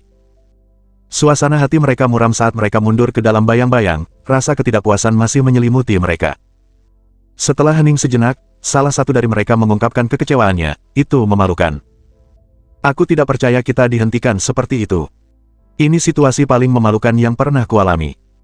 Anggota kelompok mereka yang lain ikut berkomentar, bingung dengan desakan guru mereka untuk menyelamatkan Chang Xiao, sosok yang tampaknya tidak penting dalam rencana besar mereka. Apa alasan guru melindungi Chang Xiao? Dia tidak penting bagi kita. Diskusi berlanjut saat mereka menghilang ke dalam selubung malam, pertanyaan-pertanyaan mereka masih menggantung. Mereka tidak menyadari bahwa, tersembunyi di dalam kegelapan, Ning Biluo telah mengamati kepergian mereka. Senyum menghiasi bibirnya sesaat sebelum ia menghilang ke dalam ketidakjelasan sekali lagi. Sebagai pembunuh bayaran terkemuka di negeri Hanyang, Ning Biluo telah menerima perintah sejak dini. Misinya jelas, bukan untuk melenyapkan Chang Xiao, tetapi untuk melindunginya. Rasa terima kasih yang tertumpah dari pertemuan mereka sebelumnya sangat membebani pikiran Ning Biluo, mendorongnya untuk membalas budi. Aku mungkin tidak akan mengikuti jejakmu, tapi aku berhutang budi padamu karena telah menyelamatkanku hari itu. Jika kau membutuhkan bantuan, aku akan ada di sana, gumam Ning Biluo, menyembunyikan keberadaannya. Jika tidak, maka tidak akan ada yang tahu aku pernah berada di sini. Tanpa sepengetahuannya, kontingen tentara lain telah mengambil alih tugas jaga di kediaman Chang Xiao, memperkuat langkah-langkah keamanan. Sementara itu, di bawah tatapan Song Jue yang waspada, Chang Xiao tiba-tiba membuka matanya, mengerutkan bibirnya membentuk senyum masam. Song Jue mendekat, ekspresinya tampak bingung. Ada apa? Jawab Chang Xiao sambil mengangguk. Song Jue mengintip ke bawah tempat tidur dan menemukan seorang pria telanjang yang tidak sadarkan diri. Terkejut, dia berseru, apa-apaan ini? Seorang pembunuh bayaran, jawab Chang Xiao dengan tenang. Dia kemungkinan pemimpin mereka. Tadi aku mengenakan pakaiannya. Song Jue tidak percaya dengan apa yang didengarnya. Keponakanku memang karakter yang unik. Dia kemudian menamparkan pria yang pingsan itu, yang dengan linglung sadar kembali, menyadari bahwa misinya telah gagal. Dengan nada putus asa, sang pembunuh bergumam, bunuh aku. Respons Chang Xiao terdengar sangat tenang. Oh, kau ingin mati. Kau harus tahu bahwa memohon kematian seringkali merupakan jalan yang paling sulit. Jawaban itu membuat Song Jue merasa gelisah. Pria ini sudah memohon kematian, bagaimana mungkin itu menjadi hal yang menguntungkan? Chang Xiao melanjutkan penyelidikannya, suaranya lembut namun penuh pertanyaan. Siapa yang mengirimmu ke sini? Pertanyaan itu terus menghantui pikirannya sejak peristiwa itu terjadi. Pembunuhan itu diorganisir dengan tergesa-gesa, namun dalangnya berhasil mengumpulkan sejumlah besar pembunuh. Chang Xiao yakin mereka berasal dari organisasi yang berbeda meskipun pakaian mereka identik, yang menunjukkan adanya dalang tangguh di balik layar. Musuh yang kuat dan sulit ditangkap ini merupakan ancaman mematikan, ancaman yang lebih disukai Chang Xiao untuk dihindari. Aku tidak tahu, aku Liu Changjun, masih linglung. Ia berjuang untuk menyelaraskan ketenaran dan pengalamannya selama puluhan tahun dengan kegagalan memalukannya di tangan seorang remaja laki-laki. Situasi itu terasa tidak nyata baginya, dan kenyataan ketidakberdayaannya sangat membebani pikirannya. Mohon dukungan dari omom ante-ante sekalian, buat subscribe atau sharekan novel Mimin ke Facebook kalian, agar channel Mimin bisa terus berkembang. Dengan begitu, Mimin bisa lebih semangat untuk up novel seru lain ke depannya. Buat teman-teman yang sudah subscribe dan sharekan novel Mimin, Mimin ucapkan terima kasih sebanyak-banyaknya. Sekiranya teman-teman menghadapi masalah video diputar dalam bahasa Inggris, coba tukar kepada bahasa Indonesia original melalui cara ini. Semasa mendengarkan, pencet tombol setting di atas kanan video, pilih audio track dan tukar bahasa.